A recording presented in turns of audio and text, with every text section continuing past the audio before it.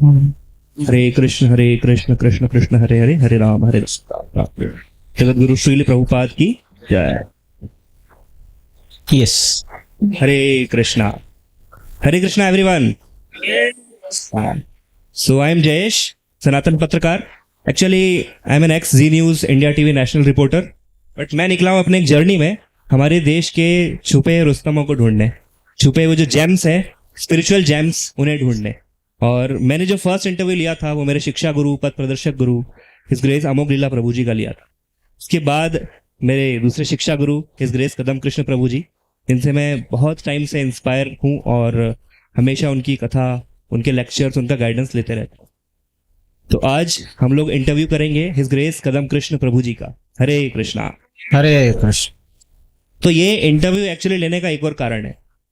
चलिए, यहाँ पर एक स्वार्थ भी है, स्पिरिचुअल स्वार्थ और परमार्थ भी है। बिकॉज ये इंटरव्यू के ऐसे कुछ क्वेश्चंस है जो मैंने बहुत रिसर्च करके ढूंढे हैं और यहाँ पर हमें बहुत कुछ पता लगेगा कदम कृष्ण प्रभु जी के बारे में, उनका क्या अप्रोच है पर्सनल लाइफ को लेकर, कुछ भागवतम की जो अंदर के जो क्वेश्चंस हैं उनको लेकर। तो इससे हमें बहुत कुछ पता लगेगा। और एक और चीज है, यदि आचरति श्रेष्ठ पुरुष, जिस प्रकार श्रेष्ठ पुरुष आचरण करते हैं उन्हीं का अनुगमन सब करते हैं। तो आज हम देखेंगे कदम कृष्ण प्रभु जी ने अपने पर्सनल लाइफ के प्रॉब्लम्स में कैसा, क्या उनका रिस्पॉन्स था। तो बस, और सबसे पहले मैं क्षमा मांगना चाहता हूँ कि मैं कदम कृष्ण प्रभु जी की बराबरी में बैठ गया। वो मेरे शिक्षा गुरु हैं, मेरा इतनी लायकी नहीं है, बट फिर भी एक रिपोर्टर धर्म, पत्रकार धर्म के लिए ये करना पड़ रहा है। अब हम स्टार्ट करेंगे इंटरव्यू से। हरे कृष्णा। श्रील प्रभुपाद की जय। चलिए प्रभु जी, सबसे पहले वेलकम, सनातन पत्रकार और आपका जो कदम कृष्ण दास चैनल है, वेलकम करता हूं आपका सनातन पत्रकार के इस दूसरे एपिसोड में। हम लोग एक्चुअली सबसे जो पहला क्वेश्चन उठता है, सभी को जो जिज्ञासा है कि आप भक्ति में कैसे आए, क्योंकि आपको 25 साल हो चुके हैं, लगभग यही उम्र का मैं हूं, और 25 साल से आप भक्ति में है। 5 साल में तो मेरा पूरा उत्साह खत्म होने वाला है, पता नहीं कैसे मैं चल रहा हूँ, कौन घसीट रहा है। बट आप 25 साल से भक्ति में है, तो आप भक्ति में आखिर कैसे आए, कौन लाया आपको भक्ति में? 5 साल जो उत्साह है वो कम हो रहा है, ऐसा अनुभव मुझे भी प्रतीत हुआ। लेकिन उस उत्साह को बनाए रखने की जिम्मेदारी श्रील प्रभुपाद अपने ऊपर लेते हैं और हमारा उत्साह बनाए रखते हैं। तो देखिए, भगवान गीता में कहते हैं कि चतुर्विधा भजन्ते माम, 4 प्रकार के भक्त मेरा भजन करते हैं। कौन से है? आर्तो, अर्थार्थी, ज्ञानी और जिज्ञासु। तो आर्त वो व्यक्ति है जो दुखी है, अर्थार्थी वो है जिसको अर्थ चाहिए, धन चाहिए, ज्ञानी वो है जिसको थोड़ा बहुत ज्ञान है, और जिज्ञासा वो है जिसको जिज्ञासा है। और जिस प्रकार 99% भक्त जो है वो आर्त होते हुए ही भक्त बनते हैं, तो वैसे मैं भी आर्त था और अर्थार्थी भी था, और थोड़ी बहुत जिज्ञासा जो हमारे महाविद्यालय इन दिनों में हमारे हृदय में होती है, तो वैसी थोड़ी बहुत जिज्ञासा थी। लेकिन जिज्ञासा का कंपोनेंट इतना बड़ा नहीं था जितना आर्त और अर्थार्थी था। तो ऐसा एक समय मेरे जीवन में आया जब मुझे मजबूर किया गया जीवन के सत्यों को तराशने के लिए। किसने मजबूर किया? आप पूछोगे किसने मजबूर किया, तो हमारी ही जीवन की परिस्थिति ऐसी बन जाती है जहां पर अगर हम सीधे सीधे शरणागत नहीं होते हैं तो हमको नाक दबाकर शरणागत किया जाता है।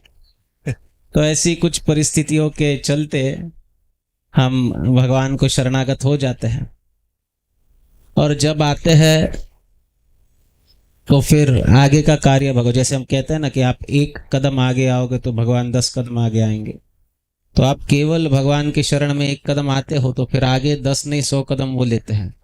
फिर वो आपको भक्तों से मिलाएंगे, फिर वो आपको हरिनाम दिलाएंगे, फिर वो आपको ग्रंथ दिलाएंगे, प्रसाद दिलाएंगे, खिलाएंगे, पिलाएंगे, दर्शन देंगे, संकीर्तन है, कथा है, नाना प्रकार की सुविधाएं भगवान देते हैं। तो एक ही कदम होता है जो हम भगवान की तरफ अगर आए तो भगवान 100 कदम हमारी तरफ आते हैं। और ये अनुभव मेरे साथ भी हुआ। और प्रभुपाद जी का ये जादू है। देखिए, शुद्धता में बड़ी शक्ति होती है। प्रभुपाद ने हमें 4 बृहदवाक्य दिए, जिसमें एक बृहदवाक्य है कि प्यूरिटी इज फोर्स। तो प्यूरिटी में बड़ी शक्ति होती है।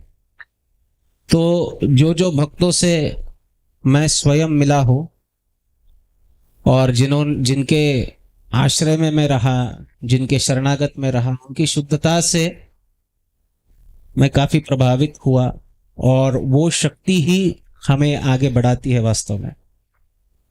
तो जब भक्तों का संग होता है, वो संग कितना शुद्ध हो, कितना उत्कृष्ट हो, उसके ऊपर हमारी प्रगति निर्भर होती है।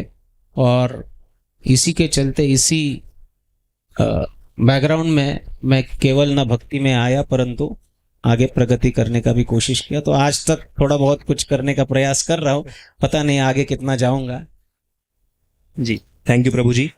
प्रभु जी, लेकिन एक प्रश्न ये उठता है कि आप भक्ति में आए, ठीक है, लेकिन केवल भक्ति ही क्यों जरूरी है? हम लोग दूसरे नाद योग, क्रिया योग, सांख्य योग, ज्ञान योग, कई सारे सनातन धर्म में शाखाएं हैं, लेकिन भक्ति में ऐसा क्या विशेष है जो आपने भक्ति को चुना है? देखिए, ये शास्त्र का विधान है कि ज्ञान हो, कर्म हो, ध्यान हो, और चाहे कितने भी कलियुगी मैन्युफैक्चर्ड योग क्यों ना हो, उसमें से सर्वोत्तम योग अगर कोई है तो वो भक्ति है। क्योंकि भक्ति में ना केवल भगवान के साथ हमारा संबंध जुड़ता है, लेकिन भगवान के साथ हमारा प्रेममयी संबंध जुड़ता है। और जब हम प्रेम की बात करते हैं तो फिर वो व्यक्ति स्वयं के इच्छाओं को पूर्त करने के लिए कार्य नहीं करता है, अपितु भगवान के इच्छाओं को पूर्त करने के लिए कार्य करता है, तो उसे प्रेम कहते हैं। कृष्णेन्द्रिय प्रीति वांछा धरे प्रेम नाम, उसे प्रेम कहते हैं। अब कृष्ण इंद्रिय को संतुष्ट करने के लिए जब हम कार्य करते हैं तो वो केवल कार्य भगवान को संतुष्ट नहीं करते हैं, लेकिन भगवान को संतुष्ट करने के लिए किया गया कार्य हमारे समस्त अनर्थों को समूल नष्ट कर देता है। अब आप देखोगे कि षष्ठम स्कंद के प्रारंभ में यह प्रश्न पूछा गया महाराज परीक्षित के द्वारा सुखदेव गोस्वामी को। तो सुखदेव गोस्वामी को प्रश्न पूछा गया कि, तो सुखदेव गोस्वामी कहे कि आप ज्ञान का मार्ग अवलंबन करो। महाराज परीक्षित ने पूछा था कि कलियुग में जीव पापों से कैसे मुक्त हो सकता है, क्योंकि पंचम स्कंद के अंत में पापों का वर्णन आता है, भयानक पापों का, और पापों के परिणाम स्वरूप नाना प्रकार के नरकवास का वर्णन पंचम स्कंद के अंत में आता है। परंतु ये सुनकर जब परीक्षित महाराज भयभीत हुए, वे सुखदेव गोस्वामी से पूछते हैं कि कलियुगी जीव तो इसका उद्धार हो ही नहीं सकता है, ये संभव ही नहीं है, तो फिर ये कैसे कलियुगी जीव को, मनुष्य को अपने कर्मों के चक्र से वो कैसे छूट सकेगा? और तब उसके फलस्वरूप, उसके उत्तर स्वरूप सुखदेव गोस्वामी जो है वो प्रथम कर्म का अनुसंधान कराए कि आप कर्म करो, प्रायश्चित्त करो, कर्म को कर्म से काटो। नहीं, कर्म से नहीं हो सकता है, क्योंकि कर्म करेंगे तो कर्म, पिछले कर्म तो कट जाएंगे, लेकिन ये कर्म का फल तो फिर भी बाकी रह सकता है। तो कर्म से कर्म को कभी नहीं काटा जा सकता है। अच्छा, कर्म करते हैं तो क्या होता है? तो कर्म करेंगे तो कर्म करने की प्रवृत्ति बढ़ती है। आप अगर देखोगे भक्ति रसामृत सिंधु में रूप गोस्वामी पाद कहते हैं कि कर्म करने से क्या होता है, बीजम और कूटम। तो कर्म का बीज यानी फल उत्पन्न होता है, कर्म का बीज यानी कर्म करने की प्रवृत्ति बढ़ती है, और कूट यानी कर्म का राशि, फल बन जाता है। तो ये दोनों ही कर्म का फल स्वरूप है। तो कर्म से कर्म का फल चाहे तो आप प्रायश्चित्त से काट सकते हो, लेकिन जो कर्म करने की प्रवृत्ति जीव में बन पड़ी है उसे कैसे काटोगे? तो उसके लिए आपके हृदय के अभद्रों को, आपके हृदय के अनर्थों को नाश करना होगा, नष्ट करना होगा। और वो कैसे नष्ट होंगे? वो नष्ट होंगे केवल और केवल भक्ति से। यह भक्ति और अन्य मार्गों में बहुत बड़ा अंतर है। कर्म से, कर्म का फल पाप या पुण्य, इसको हम काट सकते हैं प्रायश्चित्त से, लेकिन कर्म करने की प्रवृत्ति को नष्ट नहीं कर सकते। ना ही यह ज्ञान से हो सकता है, क्योंकि ज्ञान में, कर्म में भोग की इच्छा है और ज्ञान में त्याग की इच्छा है।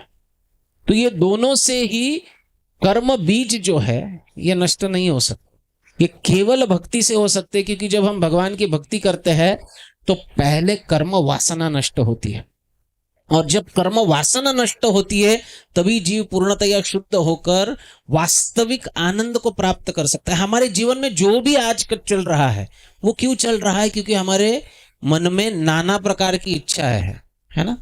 तो इन इच्छाओं की वजह से हम कर्म करते हैं, कर्म करते हैं तो उसके फल में अटक जाते हैं, उसके फल में अटक जाते हैं तो फल स्वरूप सुख और दुख को भुगतना पड़ता है। तो ये इच्छाएं नष्ट होना बहुत आवश्यक है। अगर इच्छाएं नष्ट नहीं होंगी हृदय की तब तक हम संतुष्ट नहीं। संतुष्टि की स्थिति क्या है? संतुष्टि की स्थिति है कि बस अब और कुछ नहीं चाहिए। ये स्थिति कर्म का और ज्ञान से नहीं आ सकती। इसलिए भक्ति एक ऐसा मार्ग है जिससे आप परिपूर्ण रिजल्ट को प्राप्त कर सकते हो। इससे ना केवल कर्म का फल नष्ट होगा लेकिन कर्म करने की प्रवृत्ति भी नष्ट होगी। Thank you Prabhu ji. But इसमें एक और प्रश्न उठता है कि ध्यान, हिमालय पे जो योगी ध्यान कर रहे हैं वो भी तो कर्म नहीं कर रहे हैं, वो कोई ज्ञान भी अर्जित नहीं कर रहे हैं, तो उनका क्या है फिर? तो ऐसे कई योगी है जो संसार को त्याग करके हिमालय चले जाते हैं, बड़ा ध्यान व्यान सब करते हैं, और बाद में आकर इसी संसार में अस्पताल खड़ा करेंगे, कॉलेज खड़ा करेंगे, स्कूल खड़ा करेंगे। तो सब कुछ छोड़ छाड़ के क्यों गए थे भाई? यही सब करने के लिए। फिर बाद में आएंगे यहाँ पर बड़ी बड़ी आध्यात्मिक संस्थाएं खड़ी करेंगे, और फिर खड़ी करके क्या करेंगे? खड़ी करके उस अब संस्था आध्यात्मिक है लेकिन चला क्या रहा है? कॉलेज चला रहे, क्या कर रहे? अस्पताल चला रहे। आध्यात्मिक ज्ञान कौन दे रहा है? कोई नहीं दे रहा। तो जीव का जो स्वरूप है वो भगवान की दास्यता है। जीव का जो स्वरूप है वो भगवान की सेवा है। उस सेवा को छोड़कर आप हिमालय में जाओ, कहीं भी जाओ। प्रहलाद महाराज को जब नरसिंहदेव प्रसन्न हुए तो नरसिंहदेव के सामने प्रहलाद महाराज खड़े होकर प्रार्थना करते हुए कहते हैं कि मैं उन योगियों की तरह समस्त संसार को छोड़कर हिमालय में एकांत में जाकर भजन नहीं करना चाहता हूं, अपितु मैं उन शुद्ध भक्तों की सेवा करना चाहता हूं जिनके कृपा आशीर्वाद से आज मुझे आपकी प्राप्ति हुई है। तो ये एक भक्त का स्वभाव होता है, वो एकांत में जाकर कहीं भी बैठकर भजन करने की अपेक्षा भगवान की सेवा में लगना ज्यादा महत्वपूर्ण है। देखो, दुखों से भागना ये बहुत आसान बात है। कोई भी व्यक्ति सोचेगा कि मुझे जीवन में दुख नहीं चाहिए, कष्ट नहीं चाहिए, सफरिंग्स नहीं चाहिए, स्ट्रगल नहीं चाहिए, उससे भागना बहुत आसान है। लेकिन उससे भागकर आप रह नहीं पाओगे क्योंकि आपका वो स्वरूप नहीं है। क्योंकि आप हिमालय में जाओगे, तपस्या करोगे, ध्यान करोगे, योग करोगे, सब कुछ करोगे, लेकिन फिर आपको ज्ञान होगा कि आप, साक्षात्कार तो होगा ना, तपस्या फल स्वरूप साक्षात्कार होगा। साक्षात्कार होगा तो क्या साक्षात्कार होगा? साक्षात्कार यही होगा, जीवेर स्वरूप होए कृष्णेर नित्यदास। अब जब वो साक्षात्कार होगा तो वहां पे मन नहीं लगेगा, फिर क्रिया करने की इच्छा होगी। क्यों होगी? क्योंकि भक्ति का स्वरूप ही क्रिया है। अनुकूल अनुशीलन कहा गया है, कृष्णानुशीलनम, अनुकूल्येन कृष्णानुशीलनम भक्तिरुत्तमा। तो आप इनर्ट नहीं रह सकते। एक जीव के एक जीव का स्वरूप है कि वो इनर्ट नहीं रह सकता है, क्रिया किए बिना नहीं रह सकता है। अब वो क्रिया कर्म है कि भक्ति है, बस यही अंतर है। भक्ति क्या है? भगवान के लिए किया गया कर्म, और कर्म क्या है? स्व इंद्रिय प्रीति के लिए किया गया कर्म। जब जीव इस स्तर पर आकर साक्षात्कार होता है कि मैं कृष्ण का नित्य दास हूं, अकेले बैठकर कुछ नहीं कर सकता है, फिर वापस आएगा। तो इसलिए भक्ति सर्वश्रेष्ठ है, और भक्ति को करते करते ही एक जीव अंत तो कहते। देखो, वैराग्य का अर्थ क्या होता है? व्हाट इज विरक्ति? ये मेरा अगला प्रश्न था। आप पूछिए फिर। आप मेरे हार्ट में तो नहीं बैठ गए ना? तो वही प्रश्न था मेरा अगला कि वैराग्य क्या होता है फिर? हाँ, वैराग्य क्या होता है? तो वैराग्य शब्द की परिभाषा बहुत सुंदर आप श्रीमद् भागवत में प्राप्त करते हो। जब माता देवहूति और कपिल मुनि का प्रसंग 3 स्कंद में आप पढ़ोगे तब, तो माता देवहूति कपिल मुनि को कहती है कि ये विरक्ति जो है ना, ये कैसे प्राप्त होती है? नेहयत कर्म धर्माय न विरागाय कल्पते न तीर्थपद सेवायै जीवन नपि मृतो ही सह।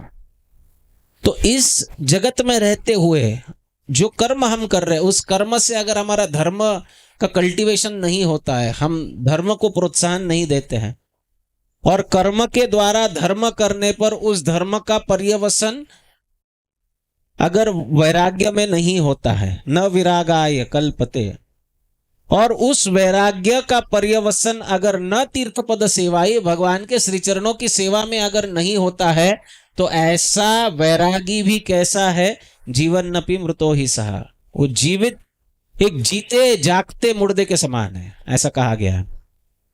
तो ये वैराग्य शब्द क्या होता है? देखो, वैराग्य शब्द जो है इसमें एक प्रीफिक्स उपसर्ग लगा है वी। वी का अर्थ क्या होता है? वी के दो अर्थ होते हैं, एक तो विशेष और दूसरा विगत। राग यानी अटैचमेंट, विगत राग यानी डिटैचमेंट, और विशेष राग यानी अटैचमेंट।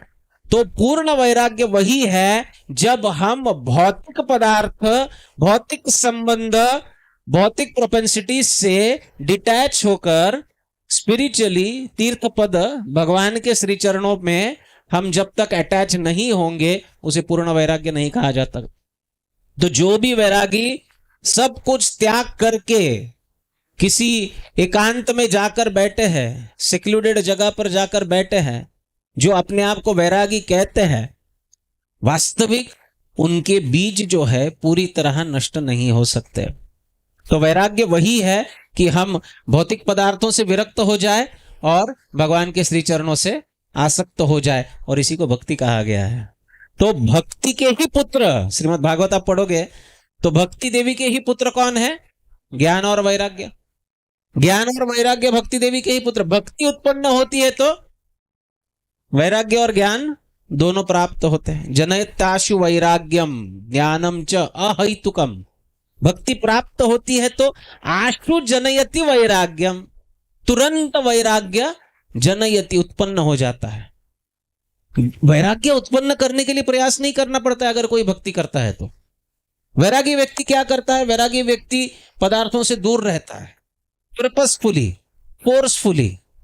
कितना समय तक चलेगा? वो नहीं चल पाता है। भक्त क्या है? भक्ति करते करते उसमें नेचुरली विरक्ति उत्पन्न हो जाती है। अब आप देखोगे कई सारे साधक हैं, वो जैसे ही भगवान के नामों का जप करने लगते हैं, माला का जप करने लगते हैं, तो तुरंत हृदय में वैराग्य उत्पन्न होने लगता है। जो गलत चीज है, हमको पता है कि गलत है, लेकिन फिर भी हम करते हैं ना। जीवन में ऐसी कई चीजें हैं जो हमको पता है कि ये गलत है, फिर भी हम करते हैं। जैसे ही माला उठाते हैं वैसे ना केवल पता चलता है, लेकिन उससे परहेज करने में भी हमें शक्ति प्राप्त होती है। अपने आप सब रुक जाता है ना। कोई एडिक्शन हो, कोई आदत हो जो हमारे सेहत के लिए गलत है, जो धर्म के विरुद्ध है, वो सब कुछ अपने आप रुक जाता है। कैसे? नाम लेने से। तो ये भक्ति का प्रभाव है। भक्ति उत्पन्न होती है तो वैराग्य भी उत्पन्न होता है। तो ज्ञान और वैराग्य भक्ति नहीं है। ज्ञान और वैराग्य भक्ति नहीं है। भक्ति का अर्थ है प्रेम, उसका परिणाम ज्ञान और वैराग्य है। तो ठीक है, हमने ये भी मान लिया कि ध्यान कर लेना भक्ति नहीं है, वैराग्य आ जाना भक्ति नहीं है, कर्म भी स्वस्वार्थ, खुद के स्वार्थ के लिए कर्म कर लेना भी भक्ति नहीं है। तो एक और प्रश्न उठता है जो कुछ लोग पूछते हैं कि जो लोग कुत्ते की सेवा कर रहे हैं एनजीओ खोल के, जो नर सेवा को नारायण सेवा कहते हैं, वो लोग कहाँ? वो खुद के स्वार्थ के लिए कुछ नहीं कर रहे हैं, लेकिन वो भगवान की भक्ति भी नहीं करते। तो इसको किस में गिना जाएगा? कहाँ है वो? और भक्ति का इससे क्या रिलेशन है? ये सब भटके भूले भटके जीव है। इन्हें भूले भटके क्यों कहा जाता है? क्योंकि देखिए, ये जीव का स्वरूप है, वो किसी ना किसी की सेवा करने से ही उसको आनंद मिलेगा, किसी ना किसी की सेवा करने से ही उसको संतुष्टि प्राप्त होगी। खुद आप कितना भोग करोगे बताइए? भोग करते करते करते करते जीवन चला जाता है, लेकिन संतुष्टि नहीं होती। लेकिन आप किसी की सेवा करने लगते हो तो आपको थोड़ा सेटिस्फैक्शन फील होता है। अब जिसके पास वास्तविक तत्व ज्ञान नहीं है, जिसके पास सत्संग नहीं है, संतों का संग नहीं है, वो अपनी बुद्धि से ऐसे सेवा के ऑब्जेक्ट्स ढूंढने लगता है जिसको करने से उसे थोड़ा आनंद प्राप्त हो। अब वो क्या करेगा? अब वो समाज सेवा करेगा, अब वो स्वच्छता अभियान में जुटेगा। ये सब गलत है क्या? गलत नहीं है, अच्छी बात है। हमारे परिसर की स्वच्छता रखना अच्छी बात है कि नहीं है? हाँ, लेकिन क्या इसका ये अर्थ है कि सुबह 7 बजे हम झाड़ू लेकर रास्ते झाड़ने लगते हैं? ऐसा कोई करता है क्या? नहीं करता। क्यों? आप अगर सोचते हो कि परिसर की स्वच्छता रखना ये अच्छी बात है, तो सुबह उठ के आप रास्ते क्यों नहीं झाड़ते हो? क्योंकि ये मेरा काम नहीं है। जिसका है उसने करना चाहिए, जिसने करना चाहिए उसको प्रोत्साहन मिलना चाहिए, उसकी सिस्टम लगनी चाहिए, वो सब जो मैकेनिज्म है वो सेट होना चाहिए। ये अच्छा है। अच्छा है का मतलब ऐसा नहीं है कि मैंने जाकर वो करना है। तो पशुओं की सेवा होनी चाहिए, होनी चाहिए, सबकी सेवा होनी चाहिए, सबको सुरक्षा मिलनी, यही तो सनातन धर्म है।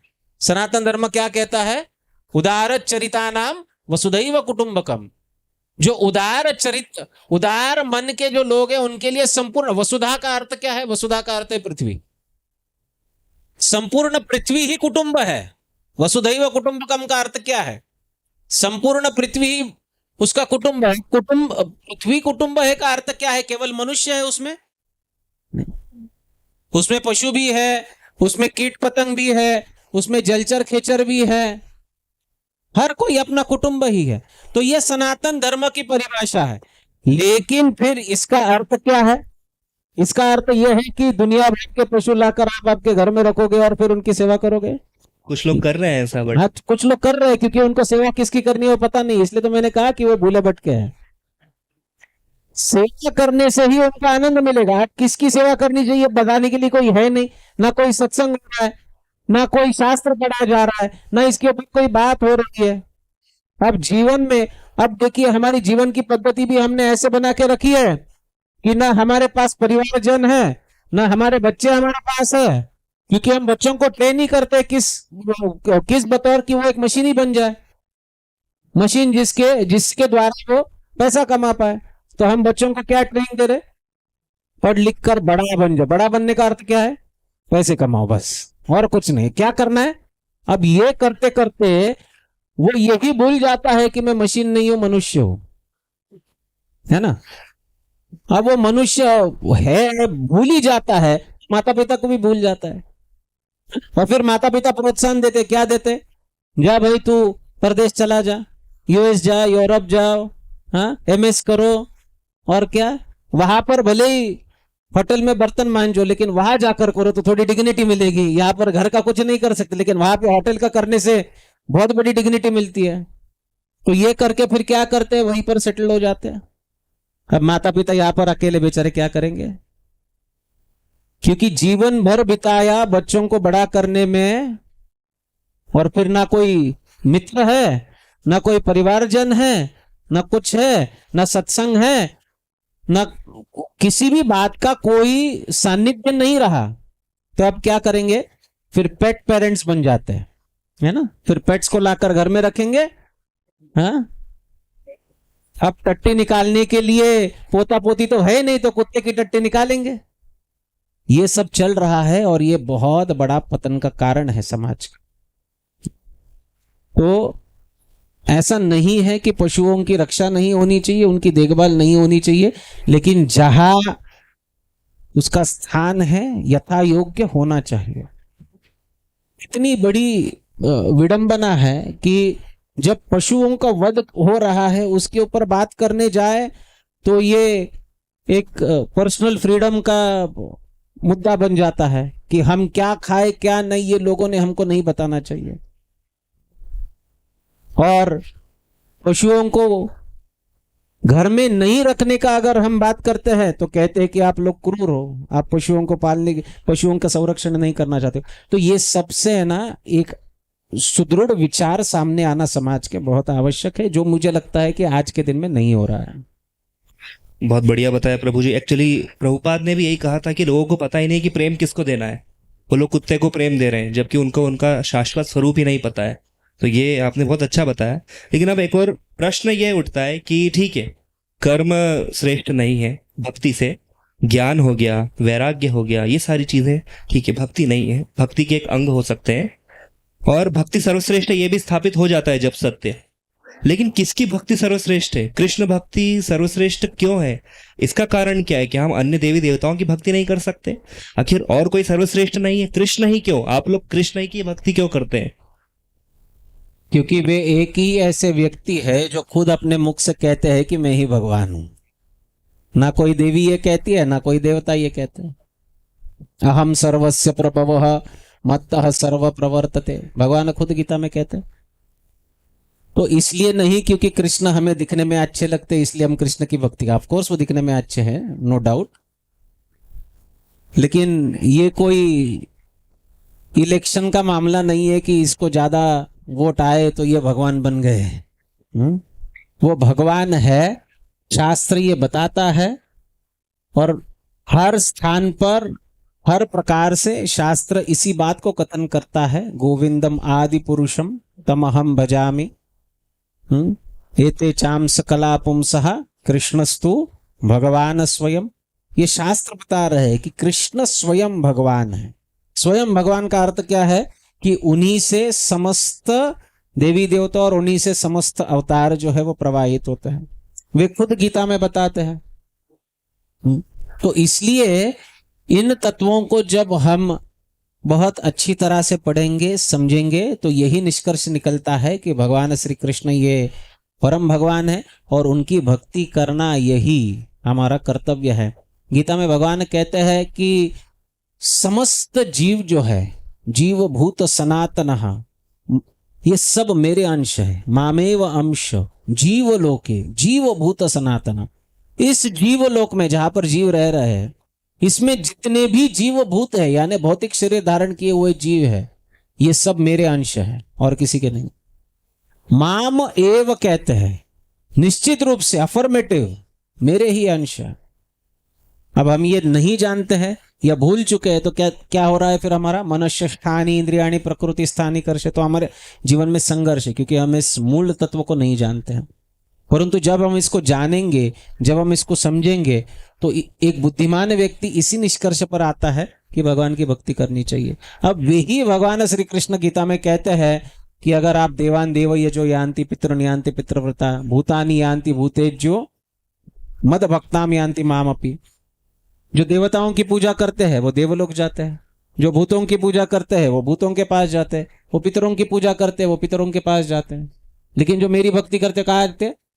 मेरे पास आते हैं। इसका अर्थ है कि हर एक की भक्ति करना ये कोई एक समान की बात नहीं है।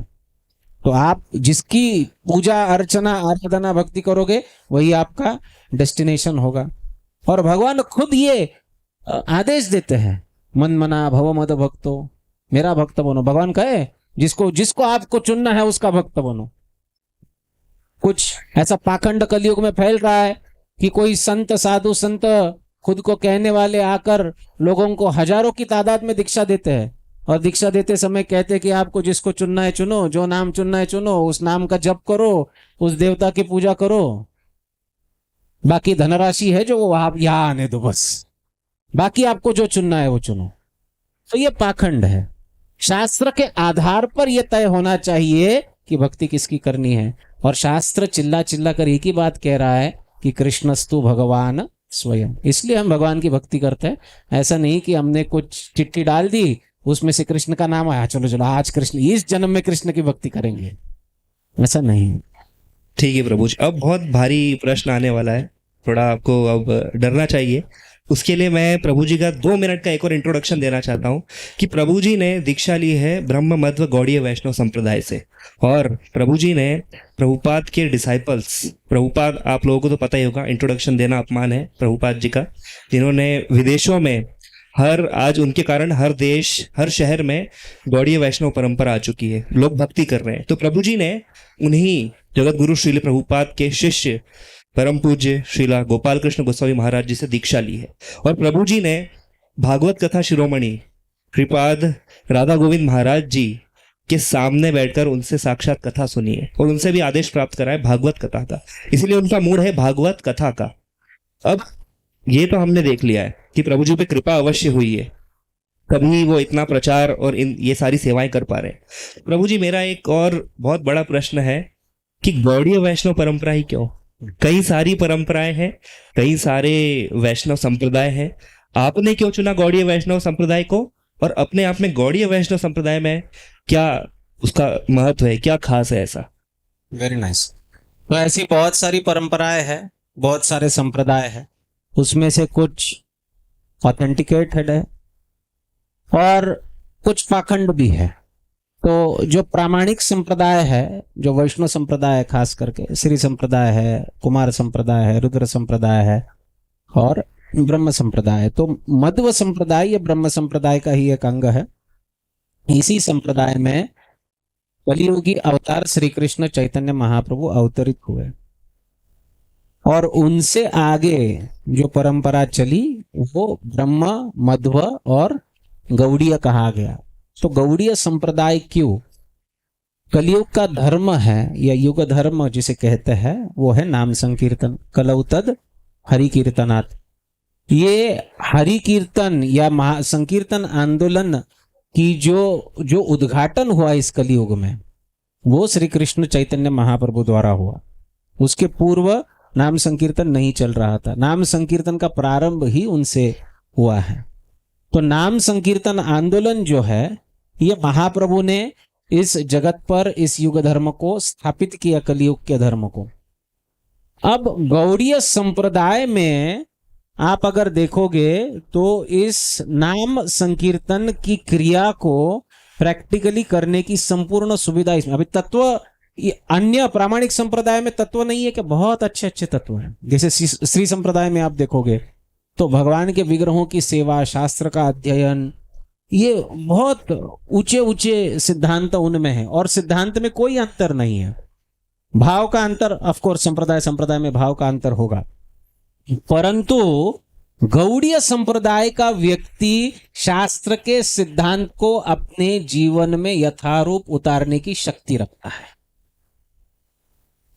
अभी अभी हम गौर पूर्णिमा हुई तो उसके चलते चैतन्य चरितामृत की कथा कर रहे थे, जिसमें कृष्णदास कविराज गोस्वामी भगवान श्री कृष्ण के आविर्भाव के कारण बता रहे हैं। क्यों भगवान श्री कृष्ण महाप्रभु बनकर आते हैं, तो उसमें वे एक कारण बताते हैं कि भगवान खुद, गीता बताए है ना, भगवान ने गीता में कई सारे उपदेश दिए। क्या क्या उपदेश दिए? यत करोषि यद अश्नासी यद जोहोसि ददासी, जो कर रहे मेरे लिए करो, जो खाओ मुझे अर्पण करके खाओ, या मन मना भव मद भक्तो मध्याज्य, मेरा अपना मन मुझ में लगाओ, मेरी भक्ति करो, मेरी पूजा करो, मुझे नमस्कार करो, है ना।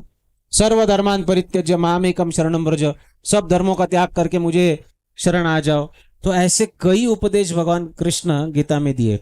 लेकिन फिर भगवान श्री कृष्ण सोच रहे हैं कि मैंने ये उपदेश दिए लेकिन कलियुग का जीव इसको पालन नहीं कर पा रहा है। अब इसको अगर पालन कराना है इससे तो क्या करना होगा? इससे अगर पालन कराना है तो इसको दिखाना होगा कि इसको पालन कैसे कराया जाता है। तो भगवान कृष्ण स्वयं आए। कैसे आए?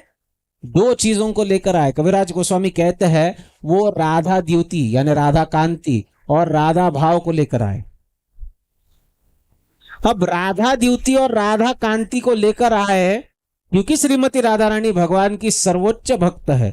अब भगवान तो भक्ति करने का केवल उपदेश दिया ना, लेकिन वो उपदेश देकर भी लोग समझ पा रहे हैं क्या? आप कह रहे हैं ना बहुत सारे संप्रदाय, बहुत सारे संप्रदायों ने, बहुत सारे परंपराओं ने गीता पढ़ी नहीं है क्या? ऐसे कई लोग हैं जो बैठकर गीता का पारायण करते हैं, हफ्तों तक गीता पढ़ते रहते हैं, श्लोक पढ़ते हैं, उसके ऊपर के तात्पर्य, टीका टिप्पणी सब पढ़ रहे हैं, है ना। जैसे हमारे महाराष्ट्र में पारायण होता है गीता का, ज्ञानेश्वरी का। अब संत ज्ञानेश्वर जी ने बहुत सुंदर टीका दी है गीता के ऊपर, है ना। अगर आप गीता में से कोई, अभी एक मैं उदाहरण देता हूं, एक श्लोक है गीता में जिसमें कहा गया है कि यज्ञ शिष्टाशिन संत मुच्यन्ते सर्व किल विषयी यज्ञ संकीर्त भुंजन्ते तु अगम पाप ये पचंती आत्म कारण। तो इस श्लोक का अर्थ क्या है? इस श्लोक का अर्थ है कि अगर कोई यज्ञ के उच्छिष्ट को यानी भगवान के प्रसाद को, यज्ञ का अर्थ केवल फायर सैक्रिफाइस नहीं होता है, अगर भगवान को अर्पण किए बिना अगर कुछ खाता है तो भुंजन्ते तु अगम पाप, तो वो पाप खा रहा है। ये इस श्लोक का अर्थ है। अब कई सारे संप्रदाय, कई सारे परंपराएं हैं, इनको केवल आप ये श्लोक चालू करो, यज्ञ शिष्टाशिन, तो ये पूरा श्लोक बोलेंगे, किस अध्याय में ये बताएंगे, कौन सा नंबर का श्लोक ये बताएंगे, पूरा अध्याय गाएंगे। लेकिन अगर घर जाकर देखोगे तो उनके घर पे भगवान को भोग नहीं लगता है। वो गीता को जानते हैं, गीता को जी नहीं रहे हैं। गीता को जीने की जो शक्ति प्रदान की है वो चैतन्य महाप्रभु ने की, और इसलिए आप देखोगे गीता के एक एक श्लोक को जीने की क्षमता अगर कोई रखता है तो वो गौड़ीय वैष्णव है, क्योंकि उसके ऊपर चैतन्य महाप्रभु की कृपा है। और इसलिए आप अगर देखोगे कि गौड़ीय वैष्णव वो भक्त है जो संपूर्ण पृथ्वी में आज सनातन धर्म का प्रचार कर रहा है। सनातन धर्म के ऊपर बात करने वाले बहुत लोग हैं, क्योंकि आप सनातन शब्द लगाओगे तो ये अभी समय ऐसा चल रहा है, केवल सनातन शब्द लगने से ही बहुत बड़ा लिवरेज मिल जाता है, बहुत बड़ा ब्रांडिंग हो जाता है ना। मेरे चैनल का नाम है हाँ, सनातन पत्रकार, देखो। हाँ, केवल सनातन शब्द से पूरा उतल पुतल हो जाता है, लेकिन सनातन को जी कौन रहा है बताइए।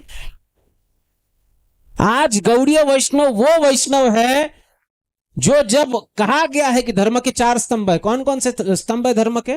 सत्य, दया, तप, शौच, ये धर्म के 4 स्तंभ है।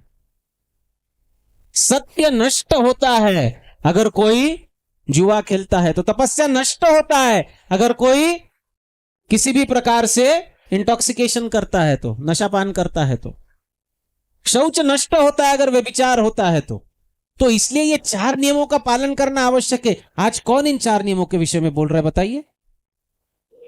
केवल हमारे शास्त्रों के सिद्धांतों को, उसमें दिए गए वचनों को, उसका लाभ लेकर लोगों को प्रसिद्धि चाहिए, लोगों को बड़ी बड़ी बातें करनी है, लेकिन जब पालन करने का समय आता है तो आज हम बड़े गारंटी के साथ कह सकते हैं कि वो केवल एक गौड़ीय वैष्णव है जो इन सिद्धांतों का सही सही पालन करने की क्षमता रखता है। और साल दर साल, सालों से, दशकों से ऐसे हजारों भक्त है जो इन सिद्धांतों को अपने जीवन में पालन कर रहे हैं। आपने पहला प्रश्न पूछा ना, 25 साल हो गए। 25 साल तो बहुत छोटी बात है, 50-50 साल भक्त इस संस्था में और पालन कर रहे हैं। कहां से आती है उनको ये शक्ति? ये है गौड़ीय वैष्णव संप्रदाय।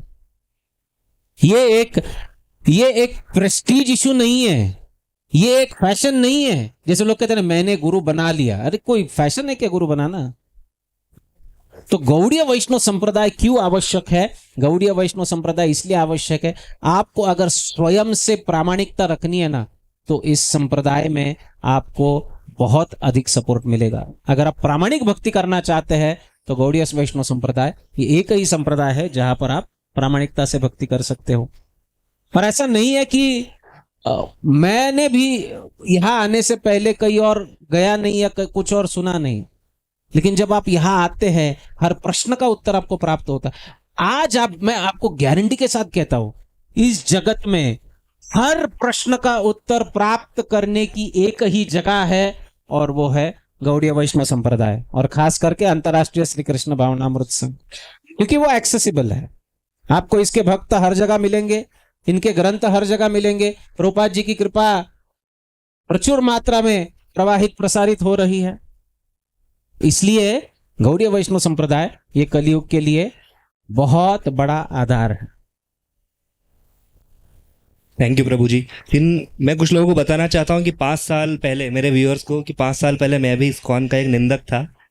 मैं बहुत निंदा करता था, बट मैंने जब अनबायस्ड होकर श्रील प्रभुपाद की भगवत गीता पढ़ी तो एक्चुअली मुझे ये लगा कि यार इस्कॉन के भक्तों को भी जब ऑब्जर्व करा तो भगवत गीता को मानना और भगवत गीता को जीना, इन दोनों में बहुत अंतर है। और कुछ कुछ श्लोक जो है ना वो लोग छुपा देते हैं, उनका अर्थ नहीं बताते हैं। जैसे मैं आप लोग को और भी कई संप्रदाय बताऊंगा, वो लोग तो ठीक है, जो प्रामाणिक संप्रदाय है उनका हम सभी सम्मान करते हैं, लेकिन कुछ और जो संप्रदाय है वो ये कहते हैं कि इस्कॉन ने जो है भगवत गीता चेंज कर दी है, आप महाप्रभु को क्यों मान रहे हैं? इस्कॉन एक बात छुपाता है कि वो महाप्रभु की कुछ बातें नहीं बता रहा है। ये सारी चीजें जो हम लोग, अब जो हमारी ऑडियंस है और भी जो यूट्यूब एंड इंस्टाग्राम पर, उनके लिए ये प्रश्न है कि आखिर वो इस चीज को कैसे माने और इस चीज का कैसे वो रिस्पॉन्स दें। देखिए, इस्कॉन कोई भी बात को छुपा नहीं रहा है, और आज आप छुपा भी क्या सकते हो? आजकल सब कुछ तो ओपन है, क्या छुपाएंगे आप बताइए? महाप्रभु कृष्ण है ये छुपा हुआ था, उसको उजागर करने वाली संस्था इस्कॉन है। वो छुपा नहीं रही, वास्तविक ये सबको ओपन कर रही है। तो इस्कॉन कुछ छुपा नहीं रहा है, ना कुछ छुपाने की जरूरत है।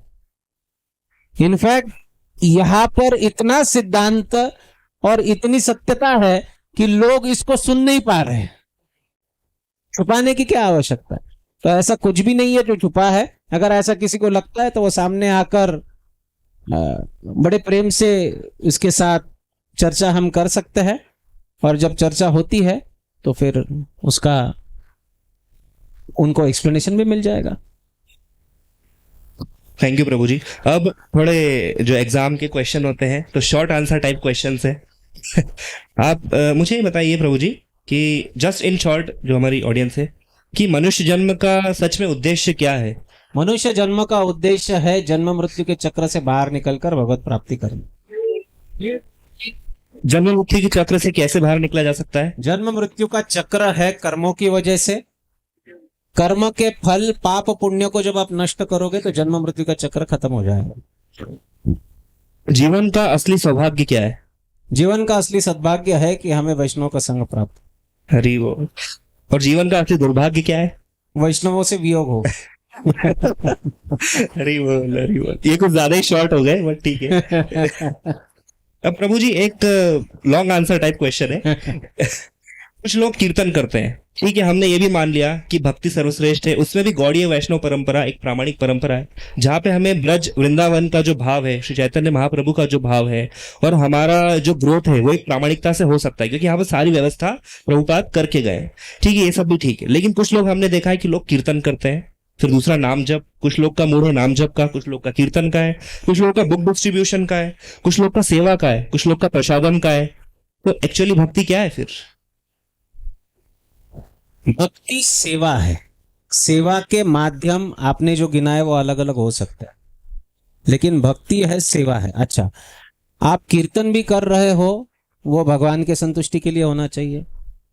आप पुस्तक वितरण भी कर रहे हो, भगवान के संतुष्टि के लिए होना चाहिए। आप नाम जप भी कर रहे हो तो भगवान के संतुष्टि के लिए होना चाहिए। इसलिए नहीं होना चाहिए कि मुझे अच्छा लगता है। हमें तो जब भगवान संतुष्ट होंगे तो हमें अच्छा लगेगा ही, इसमें नो डाउट। लेकिन अगर हम मुझे अच्छा लगता है इसलिए मैं कीर्तन कर रहा हूं, या कोई मुझे देख रहा है इसलिए मैं कीर्तन कर रहा हूं, तो वो भक्ति नहीं है। तो भक्ति क्या है? प्रसाद खाना भी भक्ति है। प्रसाद खाना भी भक्ति है, लेकिन केवल फीस्ट है तो प्रसाद खाना है, नहीं तो बाकी कुछ भी उटपटांग का खाना, ये भक्ति नहीं है। हाँ। तो वो तो आपकी प्योरिफिकेशन की प्रोसेस है। प्रसाद खा खा के प्योर हो जाओगे तो भक्ति प्रारंभ होगी। तो भक्ति क्या है? भक्ति प्रेम है, भक्ति सेवा है, भगवान के संतुष्टि के लिए की गई। माध्यम क्या है? माध्यम कीर्तन है, जप है, पुस्तक वितरण है, श्रवण है, फिर प्रवचन है और प्रसाद भी है। अब मंदिर बनाना भी भक्ति है और प्रसाद वितरित करना भी भक्ति है।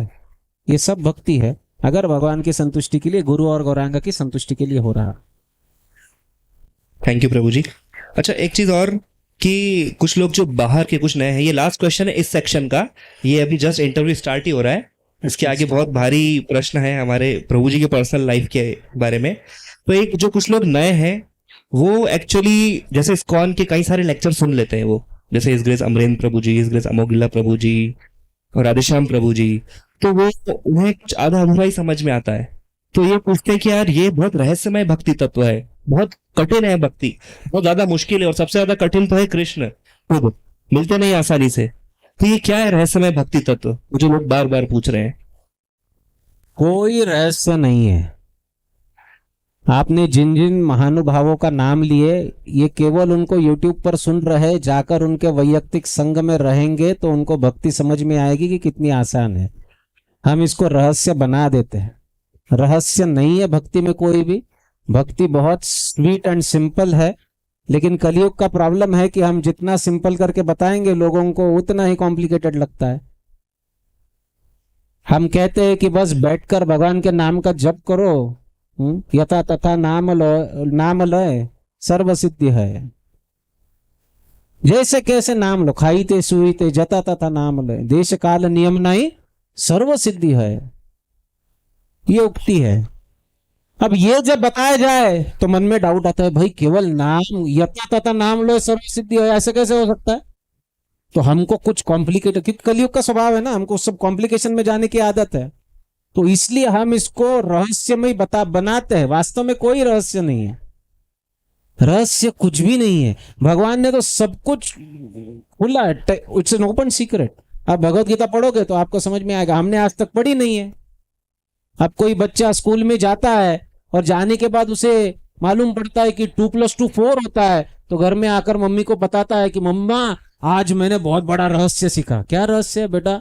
बोले 2+2 = 4 है। अभी उसके लिए रहस्य है, लेकिन वास्तव में रहस्य नहीं है। जिसने पढ़ा है, जिसने जाना है, जिसने समझा है, उसके लिए रहस्य थोड़ी है। तो ये जो चीजें है ना, ठीक है, सोशल मीडिया बहुत अच्छी बात है, इसके संपर्क में रहकर लोगों को काफी सारे विषयों के ऊपर एक्सपोजर मिल रहा है, लेकिन जब भक्ति की बात आती है, वास्तव में जाकर भक्तों के साथ जब वे संगति में रहेंगे, तब उनको ये रहस्य बहुत ही आसानी से और बहुत ही अवगत लगेंगे। तो क्या कृष्ण सचमुच कठिन है या क्या है? कृष्ण भगवान है, और भगवान का अर्थ है सभी विरोधाभासों का एक ही आश्रय। तो वो कठिन भी है और उसी समय मृदु भी है, वो आसान भी है और बहुत मुश्किल भी है। थैंक यू प्रभु जी। अब मैं सभी लोगों को बता देना चाहता हूँ कि अब आगे जो क्वेश्चंस होने वाले हैं वो प्रभु जी की पर्सनल लाइफ पे भक्ति रिलेटेड क्वेश्चंस होने वाले हैं। तो जो लोग भी प्रभु जी को कुछ समय से जानते हैं वो सभी अपने बिल्कुल अलर्ट हो जाइए, क्योंकि बहुत सारे अब रहस्य खुलने वाले हैं। तो प्रभु जी, पहला ही सवाल मेरा, आपकी फर्स्ट मीटिंग आपके गुरु महाराज से 2001 में कैसी थी? वो क्या आपने ऑब्जर्व किया और आप क्या कर रहे थे उस टाइम पे? कैसी थी वो? मेरा लाइफ चेंजिंग एक्सपीरियंस था, और मैं कुछ नहीं कर रहा था, सामने बैठा था उनके मुख की तरफ, और वे भी कुछ नहीं कर रहे थे। मुझे देखकर बस इतना पूछे कि कैसे है वो। उनकी एक बहुत दयामयी और पेक्यूलियर स्टाइल है। उनके एक प्रश्न से मेरा पूरा जीवन परिवर्तित हुआ, और आज मैं जहाँ हूँ वो बस एक मीटिंग की वजह से है। वास्तव में मेरे शिक्षा गुरु मुझे परम पूज्य गोपाल कृष्ण गोस्वामी महाराज से मिलने मुंबई लेकर गए। मुझे पता नहीं था किससे मिलने जाना है, क्या है, कौन है। और उसके तो वो एक क्षण जब मैंने महाराज श्री का दर्शन किया, तो उस एक क्षण के पहले का मेरा जीवन और बाद में का मेरा जीवन ये पूरी तरह कंप्लीटली अपसाइड डाउन चेंज था। तो एक लवमात्र साधु संग सर्व सिद्धि है, ये जो चैतन्य चरितामृत कहता है ना, तो उसका साक्षात्कार ये मेरे जीवन की सबसे बड़ी उपलब्धि है। फर्स्ट रेसिप्रोकेशन या फर्स्ट मेमोरी, अब जैसा आपका पहला जो संबंध बना प्रभुपाद से पहला संबंध बना भगवत गीता से। क्योंकि जब भगवत गीता प्राप्त हुई, और तब मैं मंदिर नहीं आता था, लेकिन जब भगवत गीता प्राप्त हुई और पढ़ने लगे, तो जो कंफ्यूजन सामने आया ना, तो ऐसे लगा कि ये कंफ्यूजन क्रिएट करने वाले व्यक्ति से मिलना चाहिए।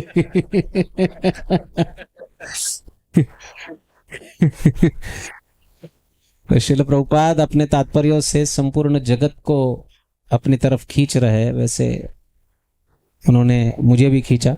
वैसे तो पर्सनल इंटरेक्शन होने का तो कोई प्रश्न ही नहीं। प्रभुपाद जी अंतर्धान हुए 1978 में, और हम बहुत लेट आए वैसे भक्ति में। तब तो हमारा जन्म भी नहीं हुआ था जब वे अंतर्धान हुए।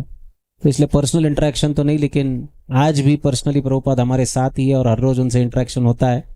लेकिन प्रथम इंटरेक्शन जो था वो उनके गीता के तात्पर्यों से था। और प्रभु जी, आपका first interaction with Shri Shri Radha कुंज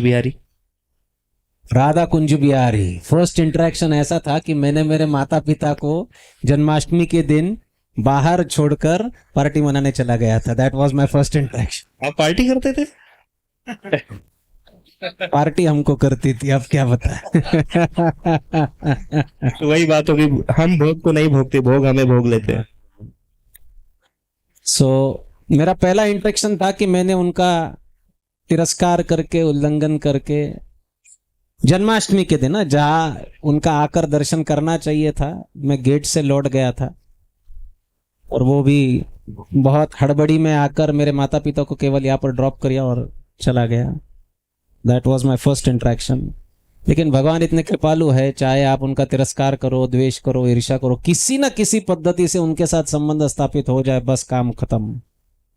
तो जरा सोचो, अगर प्रेम करेंगे तो क्या होगा। जी थैंक यू प्रभु जी। और जिस दिन आपकी दीक्षा हो रही थी उस दिन एग्जैक्टली आपके मन में क्या विचार चल रहा था?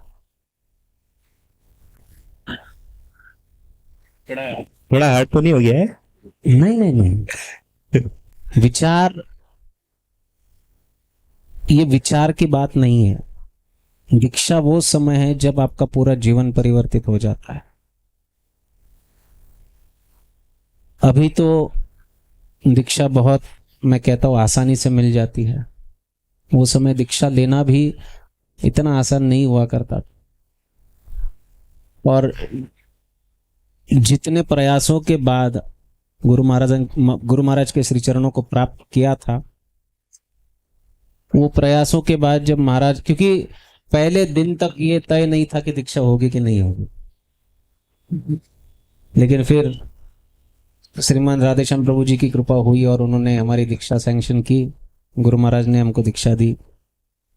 उसके बाद पूरा जीवन परिवर्तित हो जाता है। तो दीक्षा के समय बस दीक्षा काले शिष्य करे आत्मसमर्पण, वो भाव मन में लाने की कोशिश कर रहे थे, लेकिन आत्मसमर्पण कुछ हो नहीं पा रहा था। आत्मसमर्पण तभी हो सकता है जब सदगुरु की कृपा हम पर हो। तो मुझे आज भी याद है, जिस दिन मेरी दीक्षा हुई थी उसी दिन दोपहर को मुझे महाराज श्री के चरण संवाहन करने की सेवा मिली थी। इसलिए वो दिवस मेरे लिए बहुत स्पेशल है। First time when I serve the lotus feet of my spiritual master was my initiation day. Prabhu ji एक और प्रश्न, मुझे प्लीज डांटना मत इसके बाद। क्या आपको कभी डांट पड़ी है गुरु महाराज से? अरे ये तो किसी भी शिष्य का सद्भाग्य है कि गुरु उसको डांटे। गुरु महाराज से बहुत बार डांट पड़ी है और आई एम वेरी फॉर्चुनेट। अगला प्रश्न आपको पता है क्या है? हाँ, क्यों पड़ी थी?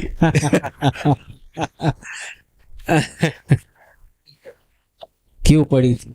नादान शिष्य होता है तो गुरु डांटते हैं किसी भी बात पर।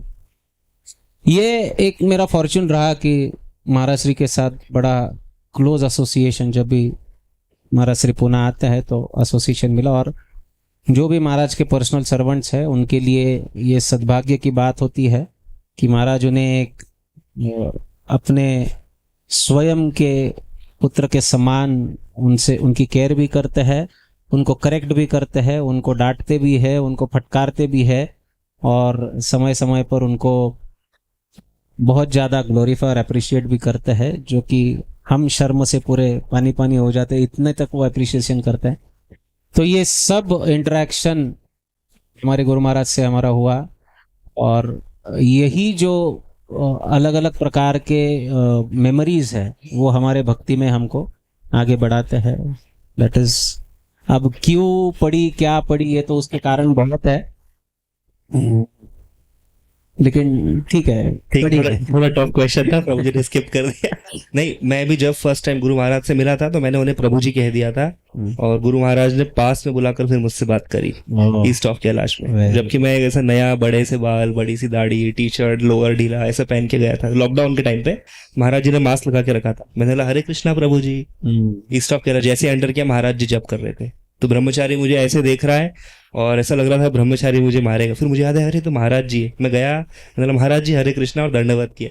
फिर महाराज जी आए मेरे पास और मुझसे बात करी, कैसे आए भक्ति में आप, कितना जप करते हो। उस टाइम में एक माला करता था, बट वही आज तक आपने जैसे बोला, मेरा भी वही एक छोटा सा मूवमेंट, मुझे विश्वास नहीं हो सकता अपनी बुद्धि से कि इतना छोटा सा मूवमेंट भी कैसे हमारी भक्ति को इतना आगे ले जा सकता है, जबकि उसमें ज्ञान नहीं है। शुद्ध वैष्णव के संग का परिणाम होता है। वो बस जो चैतन्य चरितामृत कहते हैं ना, लव मात्र साधु संग सर्व सिद्धि हो, बस यही है। इसी से सब कुछ होता है। लोगों को विश्वास नहीं बैठता कि ये क्या बात कर रहे हैं, is it a fantasy? No, but this is the thing. ये जो कृपा और करुणा जो प्रवाहित होती है वो बस एक क्षण से ही होती है। Very much. मतलब आपको भी डांट पड़ी थी इसलिए वो कृपा हमें अभी दिख रही है, इतना आप में उत्साह। ठीक है प्रभु जी, अब हम आते हैं फेवरेट्स पर, प्रभु जी के फेवरेट्स स्पिरिचुअली। तो आपका फेवरेट श्लोक इन भगवत गीता? मन मना वो मद मध्याजी मां नमस्कुरु। ये ऐसा श्लोक है जो गीता में भगवान 2 बार कहते हैं। एक ही श्लोक है ये जो गीता में 2 बार आया है। एक 9वें स्कंद के अंत में आया है, एक 18वें स्कंद के अंत में आया है। और इसका तात्पर्य है कि भगवान खुद डायरेक्ट इंस्ट्रक्शन दे रहे, रिक्वेस्ट नहीं कर रहे। मत मना, आपका मन मुझ में लगाइए, मद भक्त, मेरी भक्ति कीजिए। तो यहाँ पर सब डाउट क्लियर करता है भगवान, इसलिए ये श्लोक मेरा पर्सनली बहुत फेवरेट है जी। तो दोनों 2 अध्याय में आया ये, एक कौन से? एक 9वां और एक 18वें अध्याय में। 9वें अध्याय में 18वें अध्याय। जी प्रभु जी, आपका फेवरेट श्लोक इन श्रीमद् भागवतम और क्यों? अब उसका रीजन भी हमें बताना पड़ेगा, और कोई सा एक ही। अब आप कह रहे हो कि सागर को गागर में उतारो, तो ये थोड़ा मुश्किल होता है। लेकिन फिर भी अगर आप सुनना ही चाहते हो तो ये श्लोक 3 स्कंद में आता है। उद्धव जी भगवान का स्मरण करते हैं और कहते हैं, अहो बकीयम स्तन काल कूटक जिगामसया अप्याद अप्यसादवी लेवे गतिम धात्रीम उचितम ततोन्यम कम वा दयालुम शरणम व्रजेम। तो उद्धव जी स्मरण कर रहे हैं पूतना का कि कैसे ये बकासुर की बहन बकी अपने स्तन पर कालकूट विष लगाकर आई, और भगवान ने क्या किया, वो विष प्राशन करने के बजाय उसका प्राण प्राशन किया। अभी उसको मारने आई थी, कितनी जिघंस उसका आशय था, लेकिन फिर भी उसको फलस्वरूप क्या प्राप्त हुआ, तो भगवान का धाम और माता का पद, लेवे गतिम धात्रिम, धात्री का पद प्राप्त हुआ। तो उद्धव जी पूछते हैं, कमवा दयालुम शरणम व्रजेम, इससे और कोई दयालु हो तो बताओ, मैं उसके शरणागत हूं। और ये वही श्लोक है जिसके द्वारा सुखदेव गोस्वामी आकर्षित हुए थे। वैसे तो सुखदेव गोस्वामी जन्म लेते ही वन में चले गए, व्यासदेव जी के पास रुके नहीं। तो व्यासदेव जी उनको आकर्षित करने के लिए अपने कुछ शिष्यों को ये श्लोक सिखाकर भेजे थे, जिसको सुनकर सुखदेव गोस्वामी, जो कि सर्व उपेक्षक मुनि थे, ब्रह्मवादी थे, आत्माराम थे। वो बचपन से भक्त नहीं थे? नहीं, वो पहले ब्रह्मवादी थे। तो जब देखिए, बिना भागवत सुने कोई भक्त नहीं बन सकता है, लिख लो। कोई भक्त नहीं बन सकता है बिना भागवत सुने। सुखदेव गोस्वामी भी इतने बड़े भक्त बने हैं, 12 महाजनों में एक आए। क्यों? भागवत सुनने के बाद। बिना भागवत सुने कोई भक्त नहीं बन सकता। तो जब वे ये श्लोक को सुने तो वे वापस आए, वो ब्रह्मवादी से भक्त बन गए, और फिर भागवत का न केवल रसपान किया परंतु आगे जाकर परीक्षित महाराज को भी वे कराया। और सीसी चैतन्य चरितामृत, चैतन्य चरितामृत, अभी तो आप ऐसा पूछ रहे हो कि ये देखो ये पका हुआ फल है, इसमें से बताइए कौन सा एक कण जो है वो मीठा है। चुनना पड़ेगा। क्या चुनेंगे, ये तो ज्यादती होगी, कोई एक श्लोक बताएंगे तो। हाँ, खाईते सुईते जता तथा नाम लय, देश काल नियम नहीं सर्व सिद्धि है। ये नाम के महात्म्य को प्रस्थापित करने वाला श्लोक है, और न केवल नाम के महात्म्य को स्थापित करता है, एक साधक को इतना फ्रीडम दे देता है कि खाते हुए सोते हुए जैसे तैसे नाम लो। देश का नियम नहीं है, काल का नियम नहीं है, जा हो रहा पर बस नाम रटो, हरे कृष्णा कृष्ण कृष्णा हरे हरे, हरे राम राम राम। सर्व सिद्धि हो। ऐसा नहीं कि जितने प्यूरिटी के साथ ले रहे हो उतनी सिद्धि होगी, नहीं, जैसे कैसे लेना सर्व सिद्धि हो। तो ये भक्ति की और इस प्रोसेस की महात्म्य को स्थापित करने वाला श्लोक। अब थोड़ा और डिफिकल्टी लेवल बढ़ने वाला है। आपका favourite character in Mahabharata? Mahabharata में पितामह भीष्म। अरे वो क्यों? अपने कैरेक्टर पूछा, मैंने कह दिया। नहीं नहीं ठीक, अभी नहीं। इसके लिए भगवान स्वयं अपनी प्रतिज्ञा को त्याग करना उचित समझते हैं, वो भक्त कैसे होंगे? पितामह भीष्म के लिए भगवान ने अपनी प्रतिज्ञा को त्यागा। हालांकि देखिए भीष्म का कैरेक्टर कितना, आप देखोगे तो कितना कंफ्यूजिंग है। हाँ, वे भी 12 महाजनों में से एक है, लेकिन साथ दे रहे दुर्योधन का। हाँ? और दुर्योधन का साथ दे रहे, फिर भी भगवान उनके लिए अपनी प्रतिज्ञा को तोड़ रहे हैं। ये कोई मामूली बात नहीं है। तो उनके जीवन में आप देखोगे, उनके जीवन में तपस्या भी है, ज्ञान भी है, सिद्धांत भी है, सदाचार भी है। वो स्वयं बहुत उच्च शिक्षित थे, देव गुरु द्वारा उनको ज्ञान दिया गया था, स्वर्ग में जाकर अध्ययन करके आए थे, तो उनका स्वाध्याय भी बहुत तगड़ा था। और जरा सोचिए उनका सेल्फ रिस्ट्रेंट कितना अधिक होगा।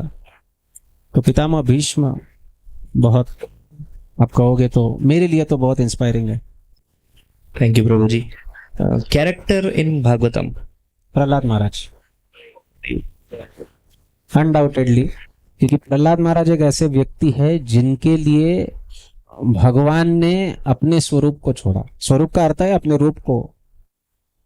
एक बहुत ही विचित्र ऐसे रूप में आए भगवान की जिसको देखकर साक्षात माता लक्ष्मी भी विश्वास नहीं कर पाएगी कि ये मेरे पति है। वो भी डर गई। ये किसके लिए आए? प्रहलाद महाराज के लिए। और अब देखोगे प्रहलाद महाराज के जीवन में भी जो कन्विक्शन है उनका शास्त्र के प्रति, गुरु के चरणों के प्रति जो शरणागति है, और प्रचार का जो मूड है। अब अगर प्रहलाद महाराज का कैरेक्टर देखोगे, जो प्रचार का मूड है उनका, वो मूड वास्तविक हर भक्त ने अंगीकार करना है। इसलिए आप चैतन्य चरितामृत में भी देखोगे, महाप्रभु ये 2 प्रसंग बारंबार सुनते थे। एक थे प्रहलाद महाराज और दूसरा ध्रुव महाराज। ये 2 प्रसंग बारंबार सुनते थे। गदाधर पंडित के पास जाकर भागवत सुनते तो क्या सुनते थे? प्रहलाद और ध्रुव की कथा। तो प्रहलाद जो है मेरे लिए बहुत ज्यादा इंस्पिरेशनल है। तो सही बात है, भगवान सच में अद्भुत कर्मणा है। कभी वो नरसिंह भगवान का रूप ले लेते हैं, कभी पूतना के साथ क्या करते हैं, कभी प्रहलाद महाराज, कभी ध्रुव महाराज। तो भगवान की लीला कब क्या टर्न ले ले किसी ने नहीं सोच सकता, कोई भी सोच नहीं पाएगा। बॉलीवुड की सारी स्क्रिप्ट खत्म हो जाएगी बेचारों की। Character in CC? Saurabh Damodar, क्योंकि जिस प्रकार महाप्रभु के संग रहकर उन्होंने महाप्रभु के, वैसे तो रूप गोस्वामी के प्रणाम मंत्र में ये आता है कि श्री चैतन्य मनोभीष्टम स्थापितम ये न भूतले, लेकिन इसके लिए भी सौरभ दामोदर गोस्वामी का बहुत बड़ा रोल है कि महाप्रभु के अंतरंग को हमारे सामने जैसे तैसे रखने वाला अगर कोई है तो वो है सौरभ दामोदर गोस्वामी, जो कि स्वयं ललिता सखी के ही स्वरूप है, परंतु महाप्रभु के बहुत ही अधिक अंतरंग भक्त है। महाप्रभु जब वे बहुत ज्यादा भाव विभोर होते थे तो स्वरूप दामोदर गोस्वामी के गले में पड़कर रोते थे, और रोते रोते स्वरूप दामोदर के कान में महाप्रभु ऐसे चित्र विचित्र रहस्यों का उद्घाटन करते थे जो केवल स्वरूप दामोदर जानते थे और कोई इस जगत में नहीं जानता है। तो कविराज गोस्वामी कहते कि अगर कोई ऐसा क्लेम करता है कि इन रहस्यों को मैं जानता हूं तो वो भी स्वरूप दामोदर से ही सुना होगा, नहीं तो वो नहीं जान सकता है। इसलिए स्वरूप दामोदर गोस्वामी ये बहुत ही इंस्पिरेशनल कैरेक्टर। एंड प्रभु जी, अगर हम ओवरऑल देखा अगर भागवतम, चैतन्य चरितामृत, सारे शास्त्रों में, उनमें आपका फेवरेट भक्त कौन है या फेवरेट महाजन? अभी ये बहुत हो गया। कोई एक तो होगा जिससे आप बहुत ज्यादा कनेक्ट कर दिया, सुनते होंगे उनके बारे में। प्रहलाद महाराज। अब थोड़ा offbeat question. I hope I am not offending anybody. आपकी फेवरेट डिश कौन सी है? हाँ, ये कहाँ से आ गया? हाँ, प्रसाद की बात कर रहे हैं हम तो। खिचड़ी। हमारे फूड फॉर लाइफ की khichdi is the most favourite dish. भगवान की जो बाल लीलाएं हैं उनमें फेवरेट पास टाइम या फेवरेट कोई असुर है आपका? ये फेवरेट पास टाइम। कृष्ण बाल लीला में फेवरेट पास टाइम अगर देखने जाओ तो वो है दामोदर लीला, क्योंकि उसमें वो कितनी भी मधुर लीला हो, लेकिन उसमें जितने भगवान के भगवत्ता का प्रकाश किया गया है उतना और किसी भी लीला में नहीं किया गया। जैसे दामोदर लीला के अंत में विश्वनाथ चक्रवर्ती पाद कहते हैं कि ये लीला विशिष्ट क्यों है, क्योंकि इसमें भगवान जो आत्मा राम है, पूर्ण काम है, वो स्तन्य काम हुए, जो तीनों गुणों से ऊपर है। स्तन्य काम है ना, उनको दूध पीने की इच्छा हुई, उनके मन में कामना हुई। जो आत्मा राम है, जो पूरी तरह निष्काम है, जिनमें कोई इच्छा हो नहीं सकती, उनमें इच्छा उत्पन्न हुई। क्या इच्छा उत्पन्न हुई? माता का दूध पीने की इच्छा उत्पन्न हुई। जो त्रिगुण जिनको छू नहीं सकता है, उनमें क्रोध आ गया, और क्रोध से उन्होंने क्या किया? मटका तोड़ा। अच्छा, जिनसे बड़े बड़े देवी देवता डरते हैं, ब्रह्मा शिव खुद कहते हैं कि हम भगवान से डरते हुए सृष्टि को चला रहे हैं, वो माता से डर कर इधर उधर भाग कर छुप गए। हाँ?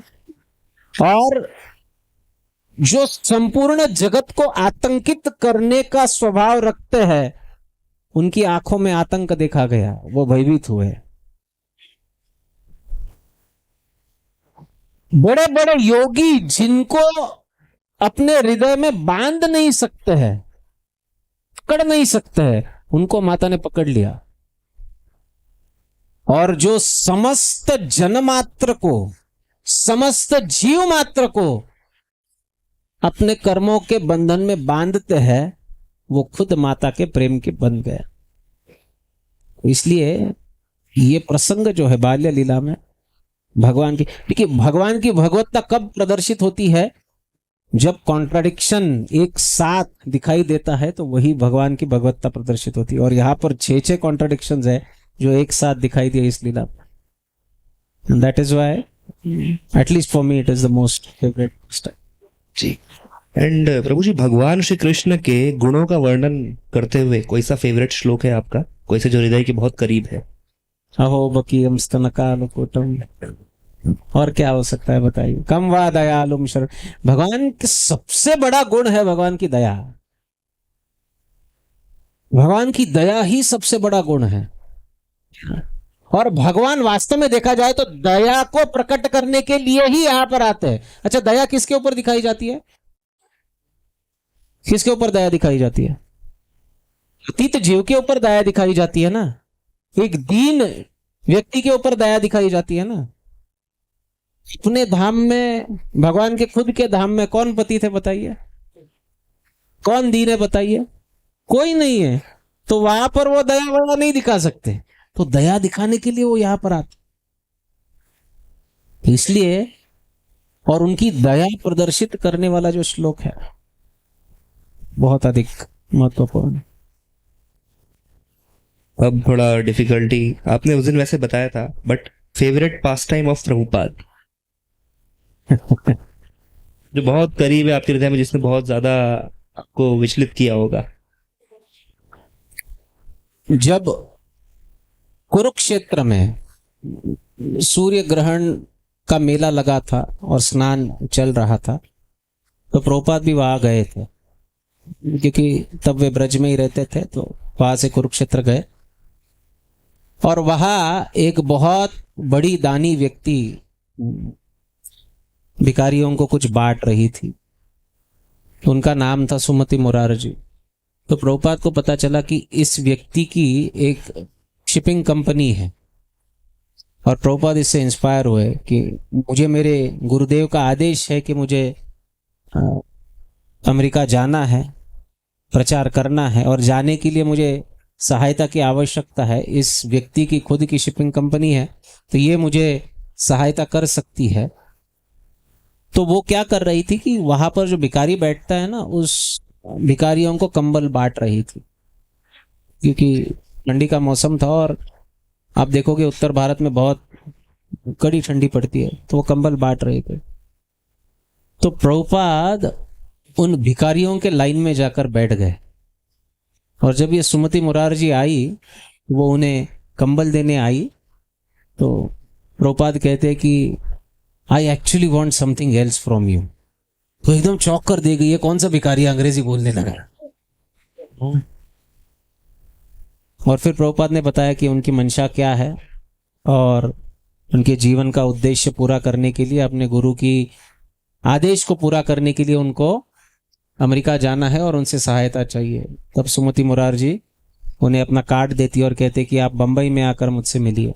तो प्रभुपाद बंबई आते हैं, लेकिन उसके बाद भी है ना, बहुत आसानी से सुमति मुरारजी से नहीं मिल पाते।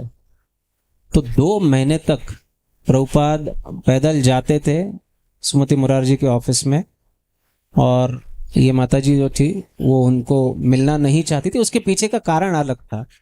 वो ऐसा सोच रही थी कि बाबा ये वयस्क व्यक्ति है, अगर ये वहाँ जाएंगे, वहाँ का वातावरण सूट नहीं होगा, उनको कुछ, उनकी सेहत को कुछ हो गया, उनको कुछ भला बुरा उनका कुछ हुआ तो ये पूरा पाप मेरे ऊपर आएगा। तो प्रभुपाद को कही भी कि आप ये सब हट छोड़ दो, मैं आपको वृंदावन में मठ बना के देती हूँ, अब वहाँ पर आराम से रहो।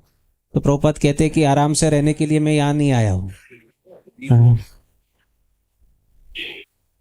और फिर जैसे तैसे प्रभुपाद दिन भर जैसे सुबह 10 से 5 ऑफिस रहता था, तो प्रभुपाद 10 बजे पहुंचते थे और वहां बैठकर उनके ऑफिस में बैठकर जप करते। और ये माता जी कोई उनसे मिलने के लिए तैयार नहीं थी।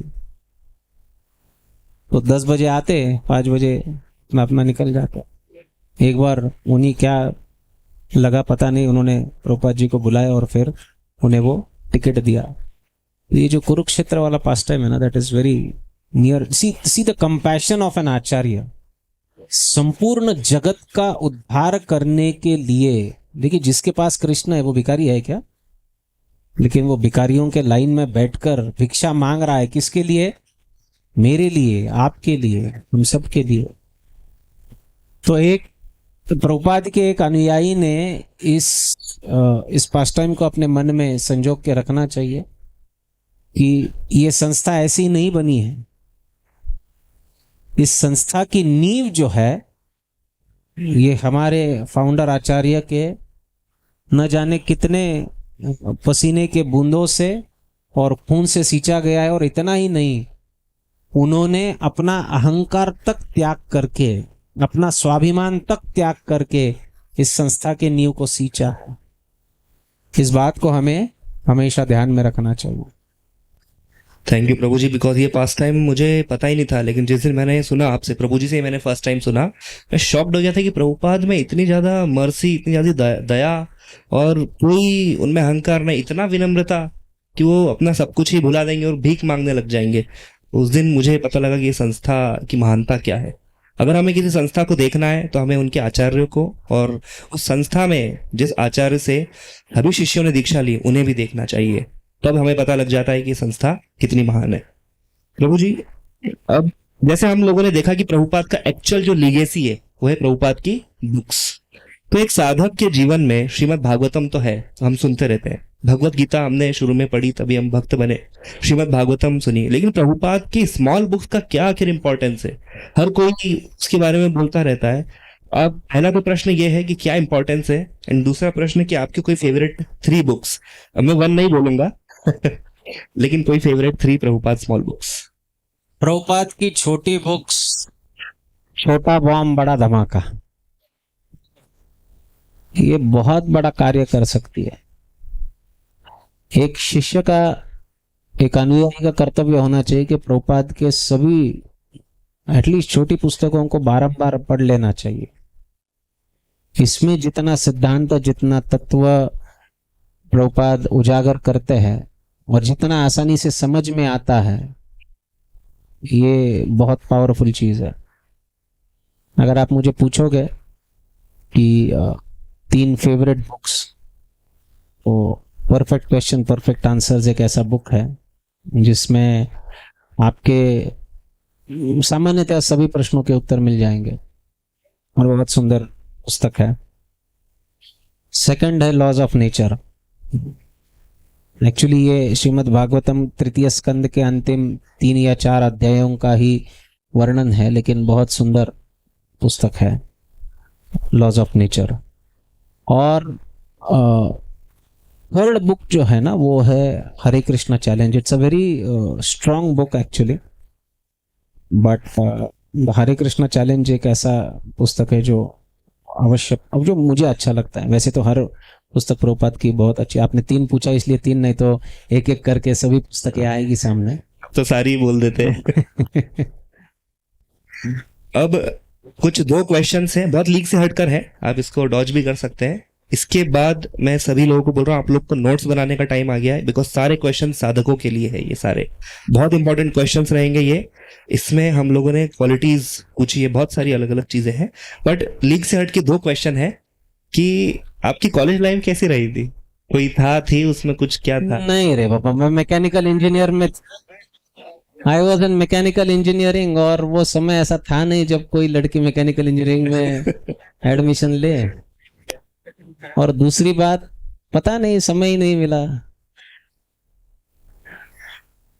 और आई डोंट नो, मेरी पर्सनैलिटी ऐसी है कि कभी कोई पास आई नहीं। I don't know why, but भगवान की कृपा है कि ऐसा कुछ हुआ नहीं। और कुछ आपके फ्रेंड ग्रुप्स क्या करते थे? हाँ, आप लोग बहुत मस्ती कुछ करिए आप? करते थे, कॉलेज में थे तो बहुत कुछ करते थे। कभी कॉलेज को बम से तो नहीं उड़ाया ना? इतना इतना नहीं, इतने हिंसक नहीं थे हम, लेकिन एंड भक्ति में आने के पहले आपकी फेवरेट मूवी या फेवरेट स्पोर्ट्स? हाँ हाँ, आई was a dire cricket fan. मुझे याद है 96 में मेरी 10th थी, है ना, और 96 में इंडिया में World Cup. Many of you must have been born after that, लेकिन 1996 में इंडिया में वर्ल्ड कप, और वो मैचेस चल रही थी फरवरी मार्च में, और फाइनल के बाद 4 दिन बाद मेरी एग्जाम चालू होने वाली थी। And I still remember I had not missed even a single ball of that entire World Cup. I was a very dire cricket fan. अभी पता नहीं मैंने क्रिकेट देखकर भी कितने साल हो गए, I don't know, but that was my favourite sport. India हार गया था ना उसमें? हाँ, सेमीफाइनल्स में हार गया था श्रीलंका से, विनोद कांबली रोते हुए वापस आ रहा था। And your favourite movie before bhakti life? I actually never enjoyed movies. मुझे बहुत ऐसा कुछ अट्रैक्शन नहीं था मूवीज की ओर। दोस्त जाते थे तो we used to go, but no, कोई फेवरेट, ऐसा कोई फेवरेट नहीं था, बट स्पोर्ट्स था। स्पोर्ट्स, ठीक है। तो अब हम सबसे इंपॉर्टेंट सेशन में आ रहे हैं इस इंटरव्यू के। यहाँ पर आप लोग अगर नोट्स बनाना चाहते हैं तो प्लीज बना लीजिए। प्रभु जी, 3 qualities of Prabhupada you like the most? Actually, Prabhupada is a complete storehouse of qualities. But you know, the leadership qualities that Prabhupada has exhibited, those are exemplary.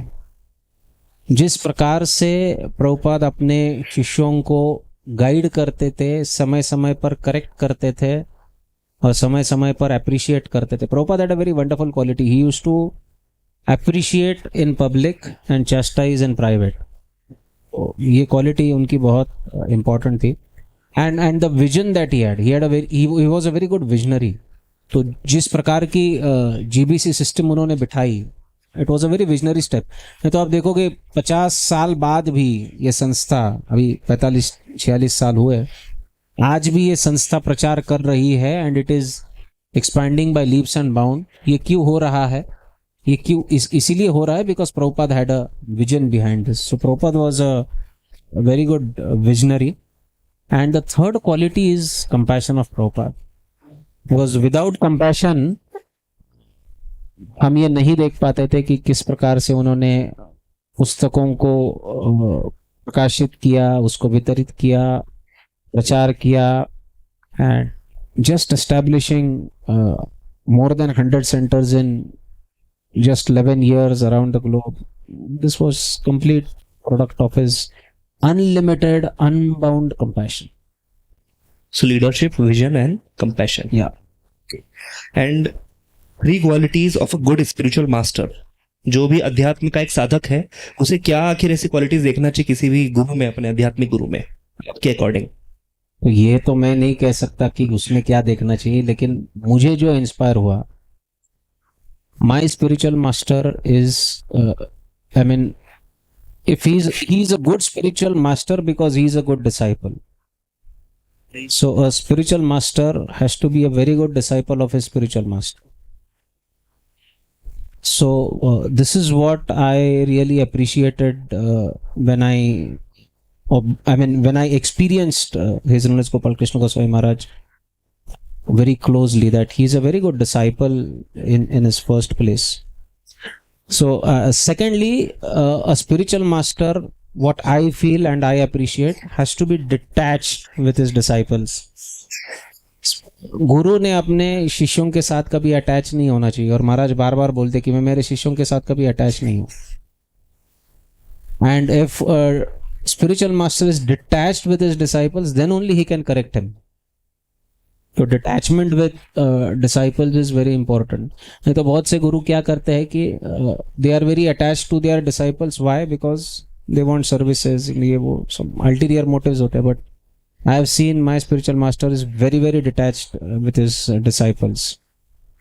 And third thing that a spiritual master should has is his exemplary and visible exhibition of his internal qualities. तो ही वो disciples को inspire कर सकता है. वो खाली बोलेंगे और कुछ करेंगे नहीं खुद. It has to be visible example of exhibition of qualities. तो ये तीन चीजें मुझे लगता है बहुत इंपॉर्टेंट है, एटलीस्ट मेरे स्पिरिचुअल मास्टर की, जो जिसकी वजह से मैं को बहुत ज्यादा अप्रिशिएट करता हूँ. So first was being a good disciple. Yeah. The second was being detached. And third one is you should visibly exhibit his internal qualities. Okay. And ये अब जो नेक्स्ट क्वेश्चन है वो सभी साधकों के लिए है. आपके अकॉर्डिंग, क्योंकि आप हमारे एक गुरु के पद पर है, शिक्षा गुरु के पद पर, एक मोटिवेटर के पद पे है. सो ऐसी क्या 3 क्वालिटीज होना चाहिए एक अच्छे साधक में, ताकि हम लोग आगे बढ़ पाए? एक साधक के लिए बहुत आवश्यक है कि उसको अपने साधक जीवन का उद्देश्य पता होना चाहिए. You cannot roll by having your feet on 2 stones. ये नहीं हो सकता. The clarity of goal, right? Absolutely. There has to be complete clarity of what is the purpose of he doing his sadhana और परस्यूइंग स्पिरिचुअल लाइफ. मैंने देखा है बहुत सारे लोगों के मन में ये क्लैरिटी नहीं होती कि हम भक्ति क्यों कर रहे हैं. तो वो क्लैरिटी होना एक साधक के लिए बहुत आवश्यक है.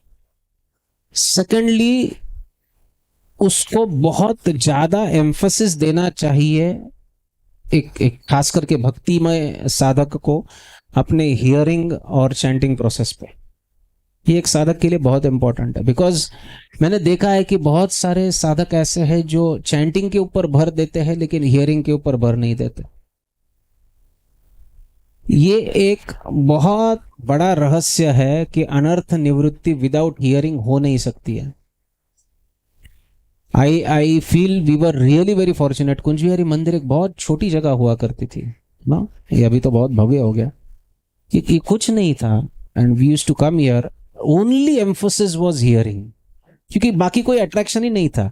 ऐसे कोई फैंसी कीर्तनिया नहीं थे, कोई बहुत बड़े अच्छी साउंड सिस्टम और इंस्ट्रूमेंट्स नहीं थे, ना गोविंदास था, कुछ नहीं था. प्रसाद भी यू वोंट बिलीव, लेकिन फेस्टिवल का प्रसाद खिचड़ी हुआ करता था. अच्छा, वो हम पहले भक्ति में नहीं आए. नहीं, I'll tell you, we are more fortunate than you. क्योंकि हम खिचड़ी खा के भक्त बने. तो बाकी कुछ अट्रैक्शन ही नहीं है. आज हम मंदिर में आते हैं तो we are so dispersed, we are so diverted that we actually forget the purpose of we coming to the temple. तो मंदिर में आने का एकमात्र उद्देश्य होना चाहिए श्रवणम. भगवान की कथा श्रवण करने का जो एक उसको दिया गया वेटेज है उसको बनाए रखना चाहिए. So you have to give emphasis on hearing. It's very important. First is you have to be clear about your purpose. Clarity of goal, yes. And then you have to give emphasis on the process of hearing. And third, a sadhak should always pursue is he must try to preach the message of Krishna. जारे देखो तारे कहो कृष्ण उपदेश, हमार आज्ञा गुरु भैया तारा ही देश. So he must elevate himself by preaching. क्योंकि एलिवेशन गुरु तभी बना जाता है जब आप प्रचार करोगे. तो अपने आप को एलिवेट करने की प्रोसेस है प्रीचिंग.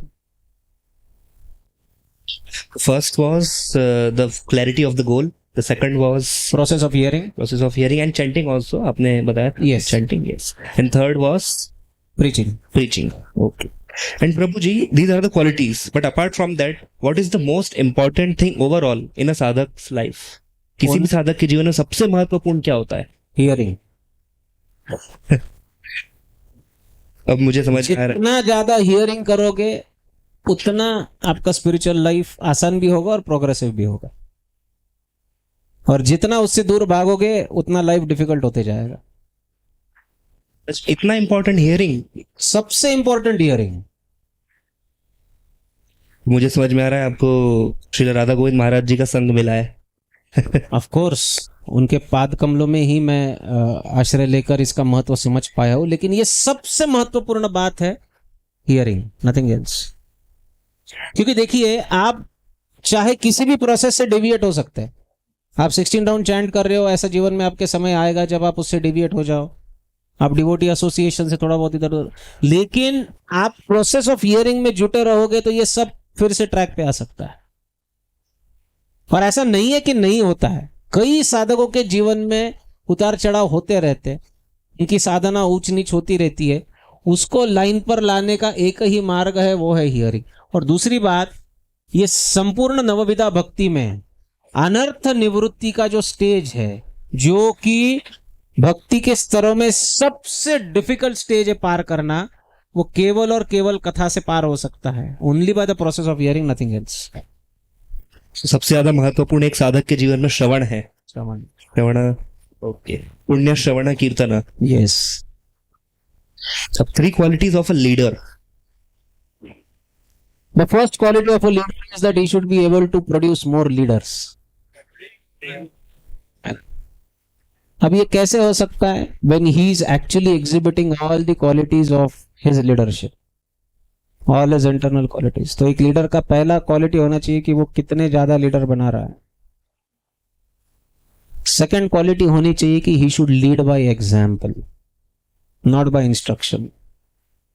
अब आपके एक लीडर अपने फॉलोअर्स को कितना भी इंस्ट्रक्ट करेगा, वो फॉलोअर्स नहीं सुनेंगे, नहीं जानेंगे, नहीं मानेंगे जब तक वो उनको एग्जाम्प्लीफाई नहीं कर रहा, एग्जिबिट नहीं कर रहा.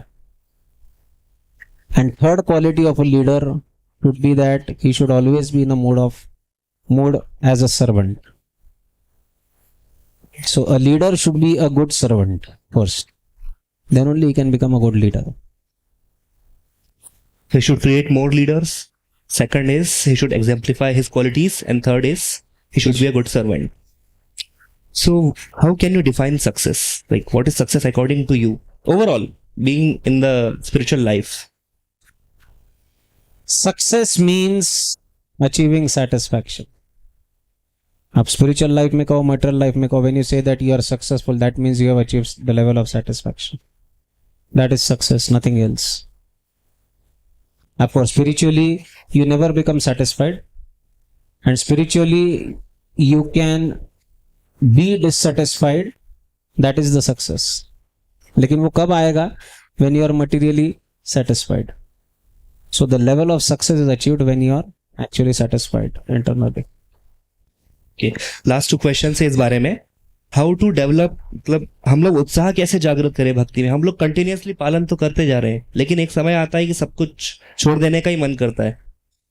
उत्साह केवल और केवल भक्तों के संग में रहकर कृष्ण कथा श्रवण करके ही प्राप्त हो सकता है. दूसरा और कोई out of the box, out of the world secret इसके लिए नहीं है. हम जो हमारी बेसिक ड्यूटी है, इसको जब भूल जाते हैं तो उत्साह निकल जाता है. Devotee association and hearing and devotee association can only maintain your enthusiasm. तो उन लोगों के लिए कुछ मैसेज जो छोड़ के चले गए हैं भक्ति को, जो अभी सुन रहे होंगे आपको.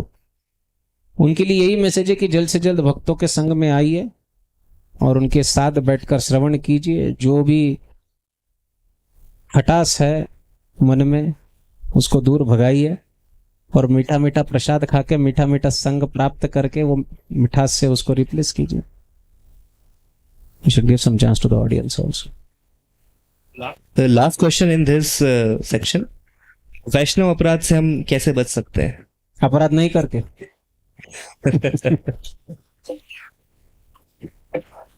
आप जहर से कैसे बच सकते हो?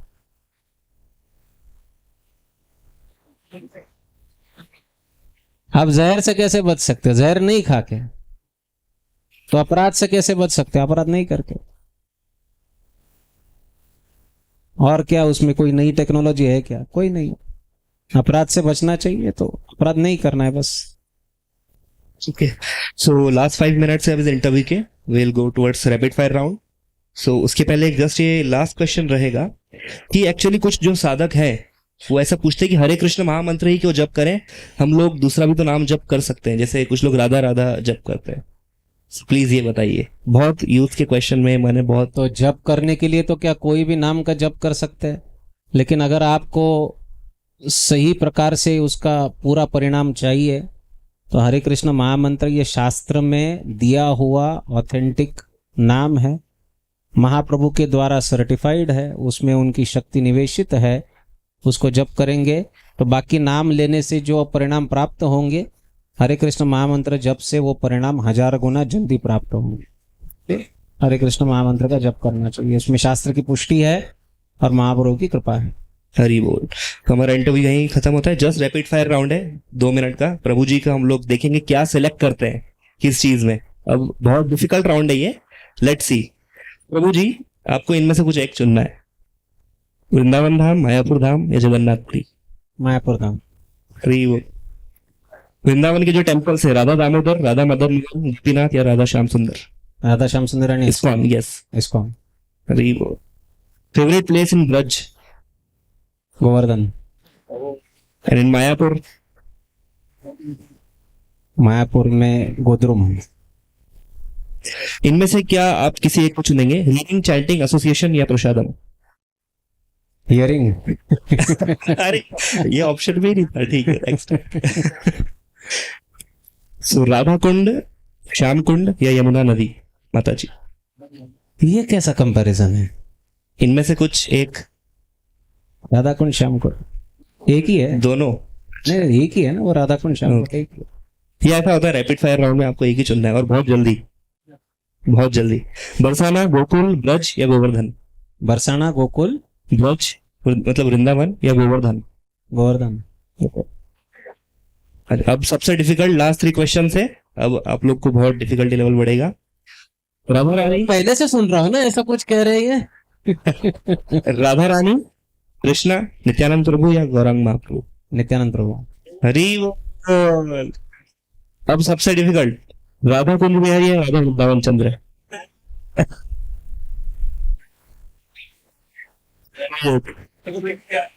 ये सबसे डिफिकल्ट। ऑडियंस में लड़ाई हो रही है। ये सही में ज्यादती है। राधा कुंज बिहारी। हरी हरी बोल। एंड लास्ट क्वेश्चन आपकी तरफ से, कुछ लास्ट क्वेश्चन जैसा अर्जुन ने पूछा था भगवान से, कि आपकी तरफ से जो भी कुछ लास्ट आप बताना चाहते हैं हमारी ऑडियंस को, आपकी तरफ से कुछ भी एक last message, and that's it. संपूर्ण 14 भुवन में प्रभुपाद की संस्था जो हमको दे रही है, वो संपूर्ण रसातल से लेकर ब्रह्मलोक तक किसी भी लोक में जाओगे तो ये प्राप्त नहीं होगा। इसलिए कहीं और जाने की चेष्टा करने की जरूरत नहीं है, कुछ और प्राप्त करने की चेष्टा करने की जरूरत नहीं है। जो भी प्राप्त हो रहा है वो प्रभुपाद के चरणों में हमको प्राप्त हो रहा है, and that is the ultimate. इसके ऊपर जो विश्वास करेगा उसको लेने खुद प्रभुपाद आएंगे। वो जाने के लिए क्वालिफाइड है नहीं है इससे कोई फर्क नहीं पड़ता है। So just have complete faith in what Prabhupada has given us, follow it, and we can perfect our lives without any doubt. Hari बोल। श्रील प्रभुपाद की जय। Thank you Prabhu ji. एक बार प्रभु जी हम हरे कृष्ण महामंत्र बोल के स्वागत करेंगे। Hare Krishna Hare Krishna Krishna Krishna Hare Hare, Hare Rama Rama Rama. Thank you Prabhu ji. You are really motivating and inspired us to do bhakti and to be enthusiastic in bhakti. Thank you. Now audience से हम लोग कुछ questions ले लेंगे।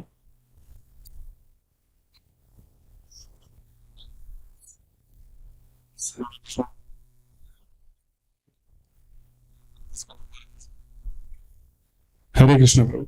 प्रभु आपने हियरिंग के ऊपर बहुत स्ट्रेस दिया है, बट हम आजकल देख रहे हैं कि बहुत सारे एवेन्यूज हो गए हैं हियरिंग के लिए। तो लोग कहीं से भी सुन रहे हैं और कुछ भी सुन रहे हैं।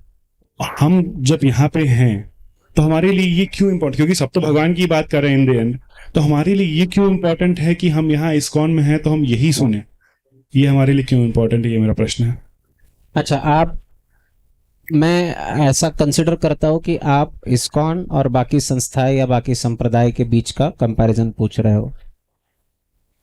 इसका उत्तर मैंने पहले भी दिया है कि क्यों इस्कॉन ही होना चाहिए और क्यों गौड़ीय संप्रदाय ही होना चाहिए। देखिए, भगवान के विषय में रोचक और रंजक बात बताने वाले कई सारे लोग आपको मिलेंगे, लेकिन आपके हृदय में परिवर्तन लाकर ऐसे उपदेश देकर जिसका आप पालन कर पाओगे, ऐसे भक्त आपको इस्कॉन में मिलेंगे और दे विल मेक श्योर कि आप वो पालन कर पा रहे हो। एंड दैट इज वाई यत्र तत्र सुनकर कंफ्यूज होने से अच्छा है कि आप प्रामाणिक भक्तों के द्वारा, प्रभुपाद जी के अनुयायियों के द्वारा जितना श्रवण करोगे उतना ही आपका प्रोग्रेस अनहिंडर्ड और बहुत ज़्यादा तेजी से होगा। ये देखा गया है। ऐसे कई लोग हैं जो बहुत ज़्यादा भटक गए, इधर उधर करते रहे, आज तक उनका कुछ नहीं हुआ है। They have not been fixed at any point. ऐसा जीवन, भक्ति में जीवन रहने से अच्छा है कि we should be fixed at some point and we should hear from authorised, authenticated and the source that is accessible to us। वैसे तो क्या पूरा जगत आपको आज सुनाने के लिए बैठा है, लेकिन इतना सब सुनकर हमारे आचरण में परिवर्तन हो रहा है क्या? नहीं हो रहा है। आज आप देखोगे ऐसे कई यूट्यूबर्स बाबा जी बन गए, अभी जो यूट्यूब पे आए, बहुत बड़ी बड़ी बातें करते हैं, लेकिन जब मूल तत्व कहने की बात आती है कुछ नहीं, खोखला है अंदर से। जरूरत नहीं है सब करने की। यहां पर आपको बहुत अधिक परफेक्शन नहीं भी दिखाई देगा तो भी you should look towards Prabhupada. The process is perfect and this will give you perfect result.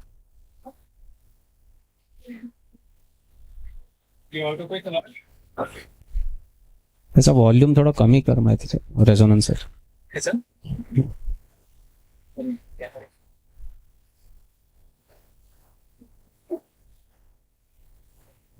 Hare Krishna. Hare Krishna Dharmat Ram. Actually मुझे ये डाउट था कि अननोइंगली जैसे वैष्णव अपराध हो जाता है तो उसमें मेरा भक्ति का फॉल डाउन होता है। जैसे आई गेस रघुनाथ गोस्वामी थे कि I don't remember what Goswami, Sanatan Rup Goswami थे, सनातन गोस्वामी।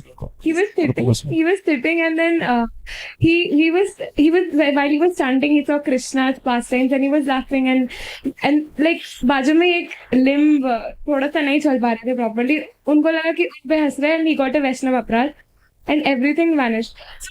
we are तो बहुत ज्यादा ही फॉलन है हम लोग से। knowingly अगर वैष्णव अपराध हो गया तो how do we eradicate that? That is why every morning we pay obeisances to all the Vaishnavas। वांछा कल्पतरु हम करते हैं ना, ये इसीलिए करते हैं ताकि अननोन अपराध जो है उससे हम बच पाए, या हुआ भी है ऐसा कुछ। देखिए, वैष्णव अपराध का एक ही निराकरण है कि आप जाकर वैष्णवों से माफी मांगिए, लेकिन आपको पता ही नहीं किसके प्रति अपराध हुआ है। That is why you pay obeisances to all Vaishnavas. पूरा and how do we come to know that we did a Vaishnava aparadha? like how do we come to know? like पता You are the best person to know if you have committed a Vaishnava अपराध or no. Who else can tell you? what are the signs of committing a Vaishnava अपराध? Symptoms. Okay. Reduced taste towards holy name, reduced taste towards devotee association, reduced appreciation for the scriptural injunctions. These are all symptoms that something somewhere has gone wrong. अब ये वैष्णव अपराध है कि सेवा अपराध है कि धाम अपराध है, कुछ ना कुछ अपराध है. And even Dham Aprad, so Dham Aprad, how do we get rid of that? Because धाम को प्रणाम करके, धाम की सेवा करके. तो खुद से rid हो जाएगा. हाँ, I was like, क्योंकि वृंदावन में there are a lot of अपराध ना.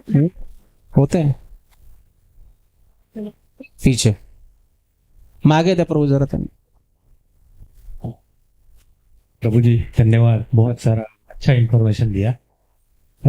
इनफाइनाइट प्रलय हो गए, इनफाइनाइट सृष्टि की उत्पत्ति हो गई. भगवान के सबसे पहले आदि में सिर्फ भगवान थे, तो उनके मन में ऐसा क्या विचार आया कि मैं सृष्टि की उत्पत्ति करूं? एक ये मेरा क्वेश्चन है. और दूसरा क्वेश्चन है कि हमारा जन्म सिर्फ इसी पृथ्वी पे होता है, कोई और ग्रह पे भी होता है, या कोई यूनिवर्स, अदर यूनिवर्स में भी होता है? तो भगवान कहते हैं एको हम बहुश्याम. मैं अकेला था, अनेक में परिवर्तित होने की इच्छा मेरी हुई. क्यों हुई? रसो वही सहा, क्योंकि भगवान खुद स्वयं रसिक शेखर भी है और रस भी है. अब अकेले तो रसास्वादन कर नहीं सकते, तो रसास्वादन अकेले कर नहीं सकते, इसलिए उन्होंने अपना विस्तार किया. तो अपना विस्तार पहले किसमें किया? अपने आध्यात्मिक जगत में विस्तार किया, अपने रस का आस्वादन करने के लिए. लेकिन फिर वहां पर भी ऐसे कुछ जीव है जिनको भगवान से अलग भोग करने की इच्छा होती है, तो उनके लिए भौतिक जगत बनाया जाता है.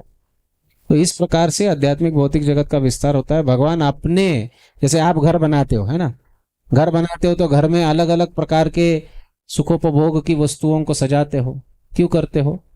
अपने रस के लिए. तो वैसे ही भगवान ने सृष्टि को बनाया अपने रस के लिए. वैसे आपको रहने के लिए क्या क्या आवश्यक है बताइए? 6 फुट जगह में तो आप रह सकते हो. आवश्यक है कुछ? इच्छा है. एक रूम में आप रह सकते हो, लेकिन आपको रसास्वादन करना है तो 1 के 10 रूम हो जाते हैं, 2 के 4 फ्लैट हो जाते हैं. इच्छाएं बढ़ती जाती है. तो जो रसास्वादन करने की इच्छा है ना, उसकी वजह से विस्तार होता है. तो ये विस्तार भगवान अपने आस्वादन के लिए कराया. दूसरा प्रश्न क्या था? दूसरा प्रश्न ये है कि हमारा जन्म किसी भी ब्रह्मांड में हो सकता है कर्म के अनुसार. अगर आपके कर्म इतने विचित्र है जिसको यहाँ पर फुलफिल नहीं किया जा सकता है, तो दूसरे ब्रह्मांड में जहाँ कहीं भी हो भाई. धन्यवाद. लेकिन क्या पता होता है नहीं होता है, वो भगवान ही जाने. उससे क्या लेना हमको? कहाँ जन्म लेना है कि उसका हम प्रश्न करें और उसकी जिज्ञासा करें? हमारी जिज्ञासा होनी चाहिए कि भगवान के धाम में हमारा अगला जन्म कैसे हो. किसी और ब्रह्मांड में हो ना हो, उससे क्या फर्क पड़ेगा. धन्यवाद प्रभु. हरे Krishna. Hare Krishna, Prabhuji. Prabhuji, thank you for this wonderful session. Prabhuji, I have a very fundamental question. What is the difference and the interrelation between Naam Aparad, Naam Abhas, and Shuddha Naam? And how do these interplay with Anartha Nivrutti? And what is the How does this relate to Anartha Nivrutti? And what is the time duration? Or rather, how do we journey from the first to the second stage, and from the second to the third stage?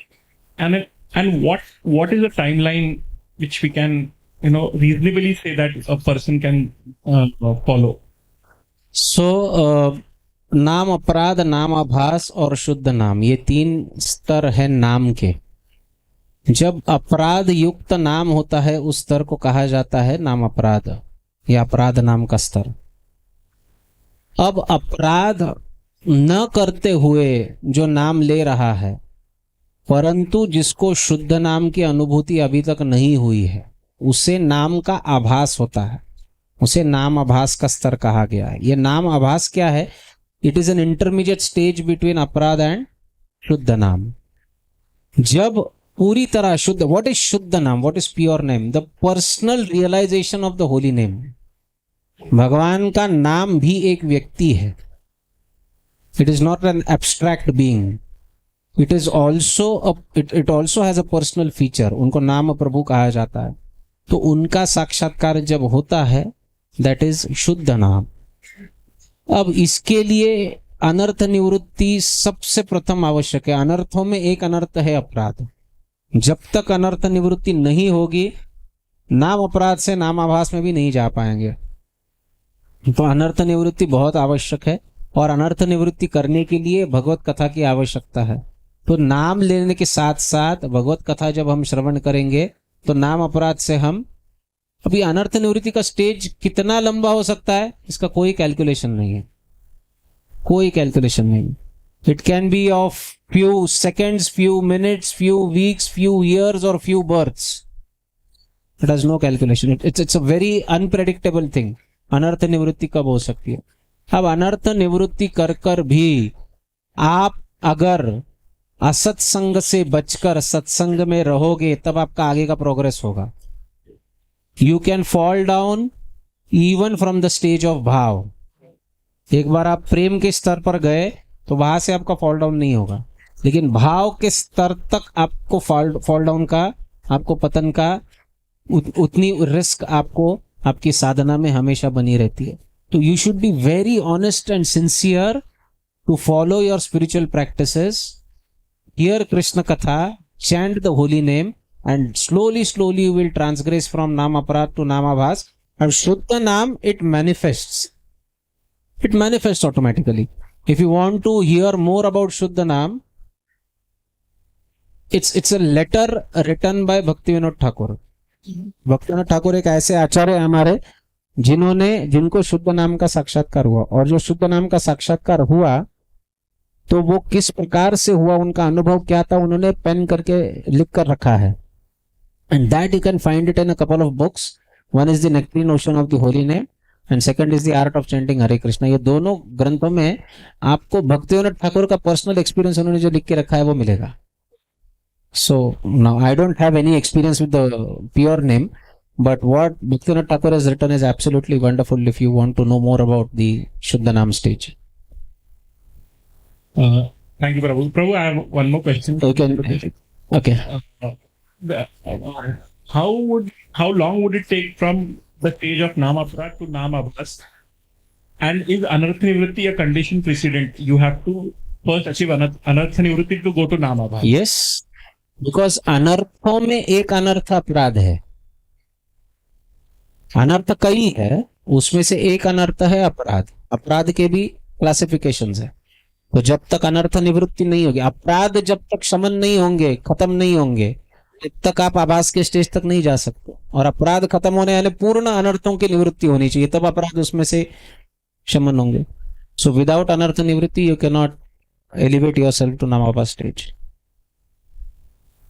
Hare Krishna. Question clear?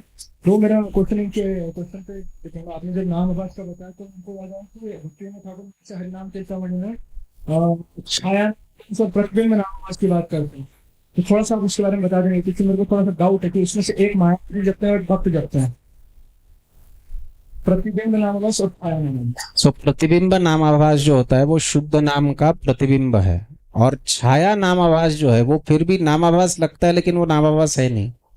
It is just a shadow of namabhasa. उसको लगता है ऐसा कि मैं आभासित नाम ले रहा हूं, लेकिन वो आभासित नाम है नहीं। It's a very early stage of नामाभास।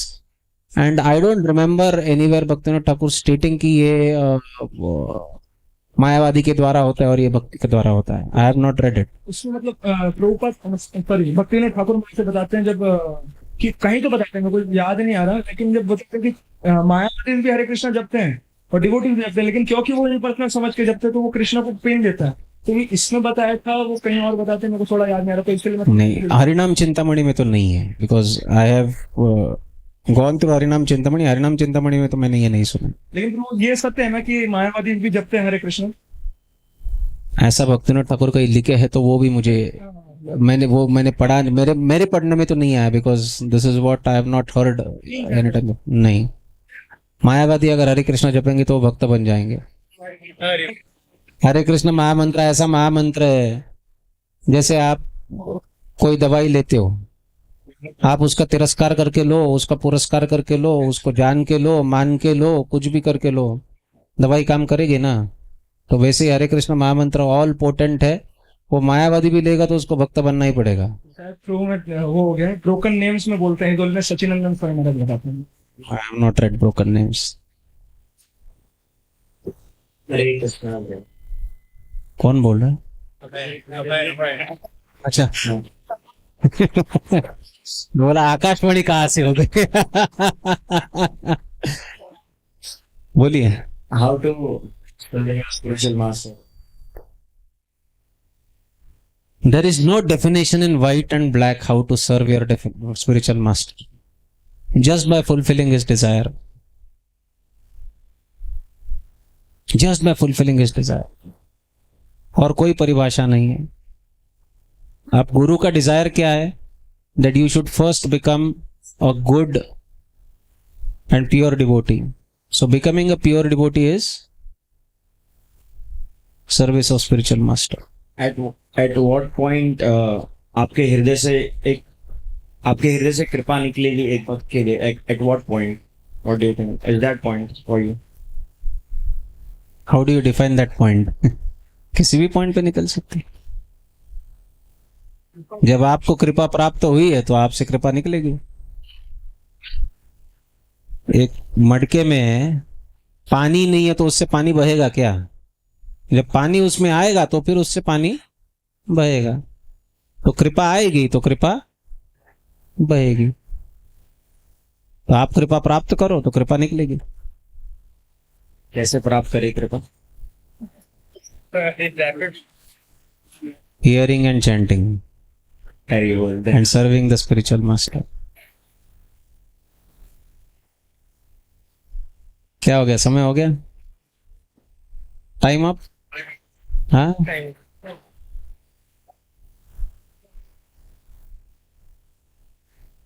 Okay. Last question माता जी इसमें कोई?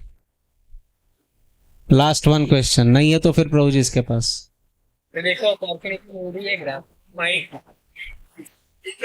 Yes. Training at Bhakti na Prabhu.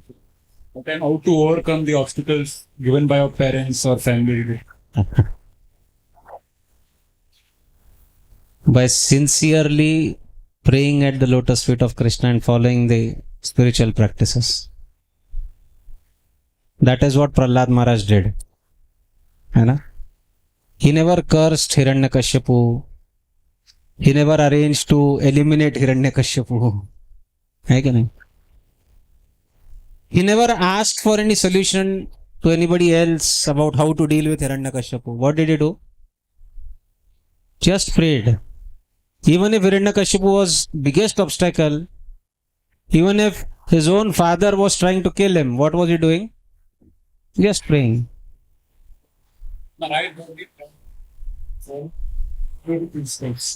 बोलते छोड़ दिया, अभी बोलेंगे मांस नहीं खाएगा तो धर्म मतलब अधर्म बन रहा है तू.